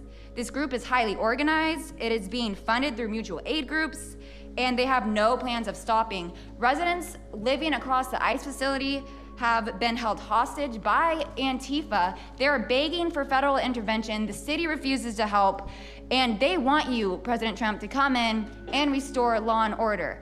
I want to stress the importance of taking this situation seriously, because when I first started reporting on this occupation, I went undercover in Black Bloc. I talked to these Antifa militants. I lasted for about a month. They believe that ICE agents are the Nazi Gestapo who need to be killed. They told me that directly, and I think that if this situation is not taken as seriously as it is, it's just a matter of time before someone gets killed. And thank you for having me. Thank you, Katie. That's pretty incredible. The only question nobody can answer is why. Why are they doing this? They're like insurrectionists. They're terrible people. But you really wonder why. Why are they doing it? What are they gaining other than they're obviously paid? They're paid a lot of money. Go ahead, please. Mr. President, if I can answer that question, the reason why they're doing it is because the same media that's sitting in this room with us has declared all of us at this table Nazis and fascists, and they've been doing this for years. This is why Antifa feels emboldened to attack us. Now, almost every single person at this table has been threatened with a steel bat. We've been assaulted, we've been harassed, we've been threatened, and that is in huge part due to the media. So my message right now is for you guys, because 2 years ago back in 2020, by the way, I was censored for my reporting on Antifa here in Washington, D.C. You were talking about how safe it is now, Mr. President. It wasn't so safe back then. Back in 2020, I watched as a father was being mobbed and surrounded by Antifa members as his terrified, crying children looked on and the police here did nothing. I watched as a woman had her hair violently ripped out of her skull simply for waving an American flag on the streets of Washington, D.C. And by the way, if you guys try to go and find any of this footage, you won't find any of it because Twitter deleted all of it because our president shared my reporting and they deleted my entire account immediately after. So now, if you want to know what happened in 2020, all you're going to see is the media headlines that said that it was fiery but mostly peaceful. Thanks for that one, CNN. The reality is that it was an extremely violent period of time, and for the last 10 years, Antifa has been wreaking havoc on law-abiding and innocent American citizens, and it needs to end. Now, I'm with Turning Point USA. It's an honor to be here, Mr. President. Thank you guys so much, everybody in the administration, for giving us a seat at the table, because the media has not only been demonizing us for so long, but immediately after the brutal assassination of our founder, Charlie Kirk, our Turning Point USA chapters have seen an uptick in violence across the nation. So you guys aren't picking up on it, but I'm banning you forever. But like, you're like weird little, I don't know if you realize it. I'm assuming you do. That's why I'm banning you. But if your little like Antifa sympathization is weird, I don't tolerate it, okay?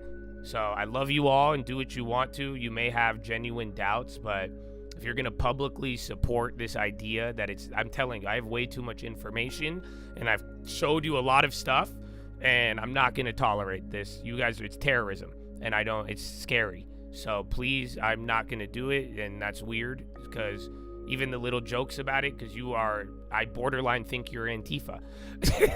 That's what I'm saying. So, and at some point, it'll be hard to blur the lines, so you better make it clear where you stand. Very simply. So you guys didn't pick up on that after the first 3 bans right in front of you.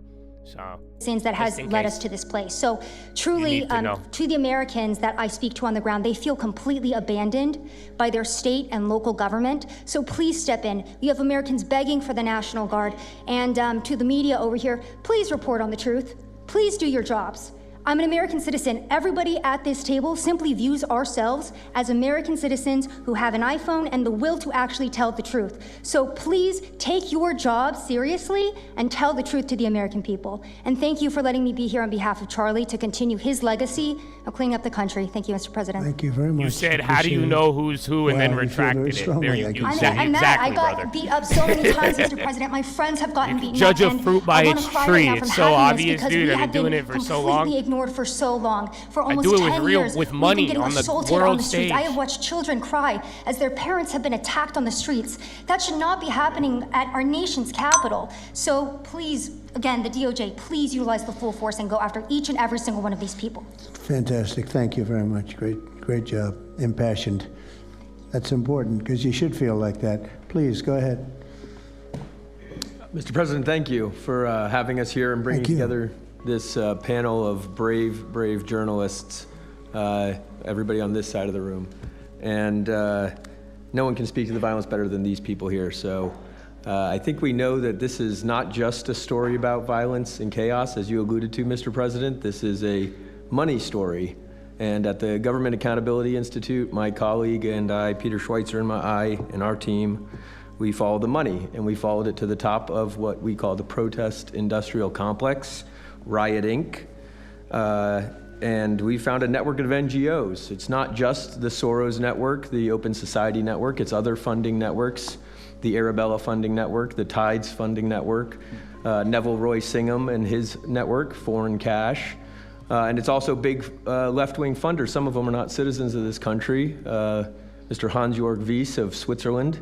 They're pouring money into this entire ecosystem. And so I want to share 3 money facts with you about what we call Riot Inc. Number 1, like any corporation, Riot Inc. has many divisions. It doesn't just have the Antifa boots on the ground division. It has PR divisions. It has marketing divisions. It has a very well-funded legal division to get these boots on the ground back on the streets as quickly as possible. But it does have those investors that I mentioned. Number 2, we have identified dozens of radical organizations, not just the decentralized Antifa organizations, but dozens of radical organizations that have received more than $100 million from the Riot Inc. investors. These would be the lawyer groups. These would be the groups that shoved down your throat, advocate for calling good, honest Americans fascists. This isn't random.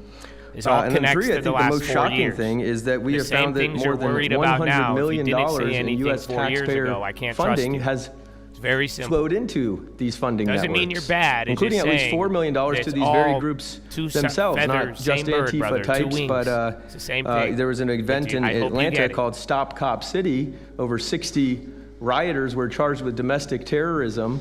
These groups received money for that from both the billionaire class as well as taxpayer money. So one other thing, this money helps fund the decentralized crowdfunding platforms. These are ways that Antifa, the John Brown Gun Club of Elm Fork, which had links to that attack on the ICE facility, the Socialist Rifle Association, and just because they don't have LLCs or EIN numbers doesn't mean they can't get paid. Some of these funding platforms, crowdfunding platforms, are funded by this network that we call Riot Inc. So again, I want to thank you for your leadership, for the whole cabinet's leadership on this. We're going to keep following the money and appreciate everything you're doing, sir. Do you know the name of any of the funders? Do you know the names? Because if you do, I'd like you to give them to Cash or Pam. Absolutely. Or Christy. Yeah, we'll do that. As soon as you can. That's all of you. Because you probably know the names after a certain period of time. You tend to find out. But these are people that do not have good intention for the country, and that's treasonous probably. So if you could, very important, if you could do that, it would be great. Nobody would know better than you. You'll figure it out. Thank you. Please, go ahead. Yeah, my name's Nick Shirley. I'm 23 years old. I'm a 100% independent YouTube journalist. And over the past year or so, I've been able to go to 15 countries. I've hung out with people in the gangs of Brazil and the favelas and the prisons of Secot. But yet the most dangerous places I have been here in the United States, unfortunately. And I've had the opportunity to show people about the protest, I like him too. Antifa here in the United States, and there's nothing organic about what they are doing here in the United States. I've watched people be busted in from states. That's a real journalist. I've watched the same lady for a young guy, bro. That's a real journalist. Be bused to protest in D.C. and then in New York City. There's nothing that is honest about what they are doing, and they have signs. I've seen the same signs here in D.C. and in London as well. It's a big organization and corporation that they're running. And people may wonder, like, what's the threat to us as Americans if we go? Well, you'll be labeled as a fascist, you'll be labeled as a Nazi, and they'll wish death upon you because they wish death upon me. And just last week in Portland, Oregon, I watched a lady get trapped in her car, surrounded by Antifa, and her sister messaged me after seeing the video. She said, the only reason I think my sister was safe is because you were there recording. I also was chased out by a member of Antifa who said he would smoke me, and next thing he knew, a DHS sniper had lasers on his chest. If he was not there, who knows what would have happened that day. These people are very dangerous, and people wonder how they're able to do it. It's the reason is because these cities are not enforcing the law. And why should these people be worried if the law is not being enforced? And we are not far right, nor are we far wrong. We're just right. And the truth about what's happening here in America with these groups is very dangerous. And I thank you, Mr. President, and your administration as well for acknowledging that. Thank you very much. It's too bad you have to go through it. I know, it's a little crazy, right, Mr. President? Well, you're going to get to the bottom of it, so it's a very important thing you're doing. Thank you very much. Please, Cam. Yeah, I've just got something very short. I'm attacked every time I do my job When I leave my house to go to work, I am violently assaulted. I've had guns pulled on me. I've been bear sprayed. I've been beaten down. I've been almost killed. So my question for all of you is, how would you feel if every time you showed up to work, masked militants tried to kill you? Because that's how we feel. That's our lived reality. I get masked militants on a chat room, that we're liars. The riots aren't that bad. Right? I've never seen any of you guys on the ground. And I'm crazier, bitch. Anybody representing the companies you work for on the ground. You guys come to us for interviews that never get published. Stop saying we're lying. We're not. We risk our lives every day to do the job that you guys are too afraid to do. What network would you say is the worst, if I could ask? Oh man, that's a real tight spot. Honestly, it's a simple question. There's a lot of people in this pool, and I would say I'm not talking about Fox. I'm not talking about Newsmax or any outlet that resembles them. So I'll let you guys put the pieces together on who I'm exactly talking about. Who would you say? Which network? MSNBC for sure. Oh, they're terrible. I agree. They're CNN, probably close. Yeah. Yeah, I'd rate it that way. Yeah, MSNBC. That's Brian Roberts. Yeah. That he allows that to happen is a disgrace. Absolutely. And CNN is second. Yeah, second. I would say CNN is not quite as bad as MS. MSNBC is not really a news site anymore. It's not just stealing plays. Some of them, they're sick. I don't want to enrich anything with that. They have a weird they purpose. publish That's why about I'm figuring most of it ICE out, enforcement like I said, operations that are so heavily slanted that it's no longer, as I was saying, no longer just Antifa, but Americans that are becoming outside of the realm of even rationality. That's why it's irresponsible with how they've been reporting. Who is that? MSNBC, for example, would you rate them the worst? Probably. Who would you rate second? Well, they ran a story about an operation in Southern California about how a father of 3 Marines was arrested, and they made it seem like they just did it because he's brown. But there's video of that same man charging at the agents with a weed whacker. Now, I've worked with weed whackers back in the day, and you don't want to be on the receiving end of one of those. So that's why he was arrested, but the story was presented as if it's a brown guy just simply being arrested. And I've been around ICE agents, and I'm a citizen, so I feel fine. But it's just that's why. It's not just Antifa. It's not happening in a vacuum. It's it's working in conjunction. I think they work in conjunction with some of the media. I think ABC is very bad. I think NBC is very bad. And CBS has a new owner, so we have hope for CBS. CBS has a great new owner, my opinion. But I will tell you, ABC is terrible. NBC is terrible. NBC's MSNBC too. They changed it. They moved it over legally so they couldn't be tainted by the words MSNBC, but they are absolutely terrible. There are a lot of them. What about independents? Independent networks. They're a little bit better, but I would say that we're an example of how you don't need to be part of a super large company to be able to do just basic journalism. All you got to do is sit and record, and you'll let the story play out. And that's why they hate us. That's why Antifa targets us. Well, I watched a level of dishonesty that's incredible, where answers are changed. All you got to do is just like just record before the it election, an and answer just was show changed it and let it be honest. Kamala, she gave a horrible, death-defying, election-defying answer. And they took the answer out and they replaced it with another answer that she gave 5 minutes later, having to do with a different subject, but at least it wasn't election-defying.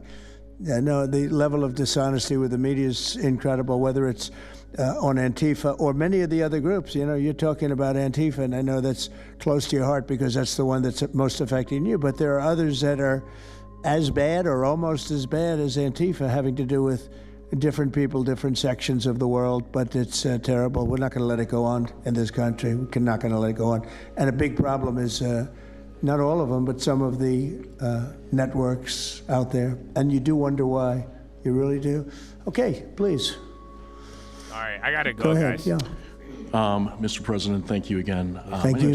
My name is Jonathan Cho. I am an investigative reporter for Frontlines Turning Point USA. Yeah, I'm also a senior fellow at Discovery Institute in Seattle. Holy shit. And I cover far-left extremism. I do. As well as the homeless drug crisis in America. Drug crisis. And I find it oftentimes those worlds intersect. And hot off the presses, what I wanted to bring to your attention today is a report from a Capital Research Center here in D.C. in conjunction with Discovery Institute. They just put out this study right now. And what it shows is that Antifa is heavily embedded in the homeless and housing nonprofit sector. In many cases, the homeless industrial complex is running cover for Antifa. Antifa is benefiting from American tax dollars. All that $90 billion of LA didn't fix the homelessness. There's a group called Stop the Sweeps and a in bunch many of U.S. cities people right now. stole it for other purposes. Encampment sweeps. What they're doing. What are you going to tell me? The government was silencing people for the last 4 years? Is that what you're going to tell me next? To make the police look what are they going to do? They're going to force me to start putting things in my body next? Come on. Very closely, you hear this guy? Based on the research that we have right now that we're going to give to you. He just said they're not using the homeless money to fix homelessness. Socialists of America, also known as DSA. Again, it could have been going to something else way more nefarious. That's what he's saying. That's crazy. With Antifa. So finally, in closing, what I wanted to thank you again, Mr. President, is that a few months ago, earlier this year, you put out an executive order on homelessness and the drug addiction crisis in America, and that's sent the entire homeless industrial complex on the run. You have absolutely moved the needle and changed the game. But what's also come out, again, is that there is a connection, a deeply embedded connection with the homeless housing nonprofit game in America, connected to Antifa and this the guy far-left activists. He disclosed and finally, the San Diego building. I just wanted to say he has that videos all of too, our like resources at Turning Point USA and Discovery Institute are at your disposal, and we will continue again to carry on the legacy of Charlie Kirk. He would have wanted us to pursue and chase the story. I have him somewhere saved. I remember he did it in San Diego. He helped us get elected. He called out Sotomayor and a lot of other people because, like, dude, they found it in San Diego too, and they were like, dude, like $90 million buildings, yeah, bro. Dude, they put a lot of money, and then, like you're saying, bro, I mean, you don't believe, I mean, there's less and less homeless people every year, right?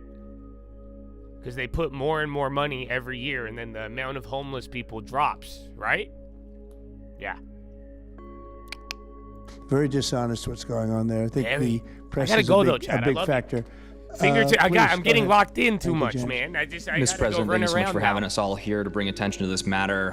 You did mention MSDNC, CNN, a handful of those other outlets that have been lying about various things, but especially what ICE, the brave men and women over at ICE have been doing. I was talking to Antifa members in Portland the other day, and a lot of these people genuinely believe, they buy these lies, and they genuinely believe that they're fighting against literal Nazis and not brave men and women that are putting their lives on the line to basically, enforce basic immigration law, right?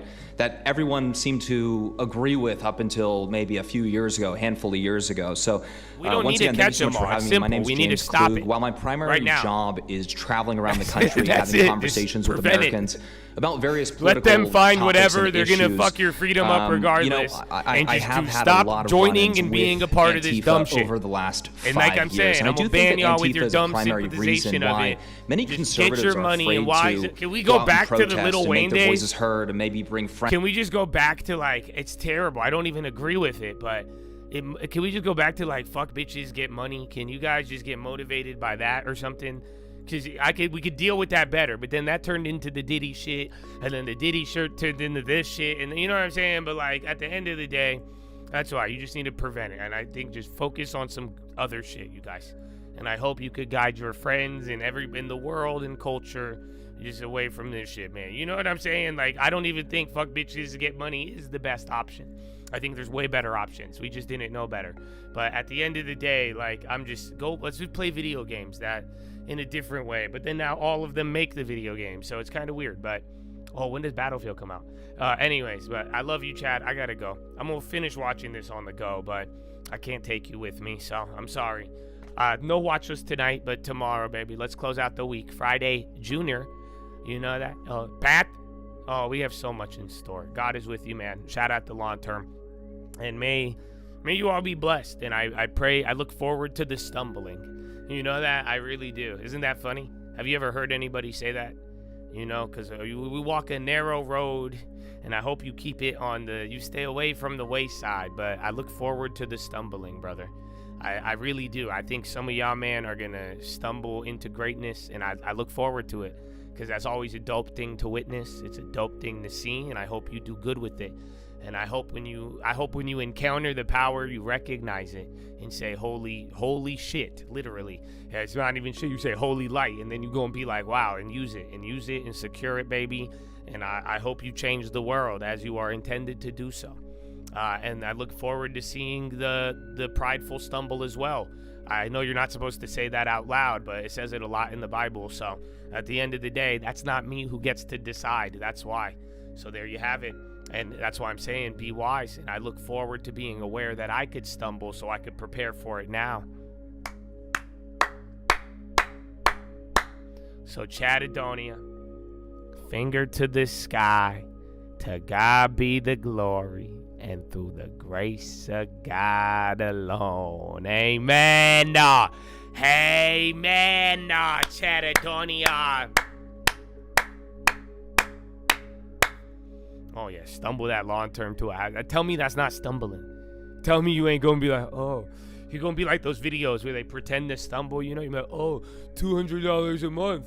Oh, first 10K. Oh, I'm in a fucking house that I own with equity. Oh, I'm a fucking millionaire. There you go. Oh, now it's 10. Oh, I look forward to it. Have a good day. Goodbye. Yeah, if you have any stumble, I stumble. You didn't like me. Yeah. What do you mean? They're not fixing homelessness? Every time I go outside, I see more Wait, they didn't. What the fuck? I know. Who do you think's the worst? In your opinion, who's just terrible? Terrible. The worst news agency, you'd say? Wow, did they beat you up? Show us the black eye. Wow, it's really purple. I don't know. They'll call me a liar. You gotta say purple. Otherwise, they'll say I lied again. I know. Have a good one.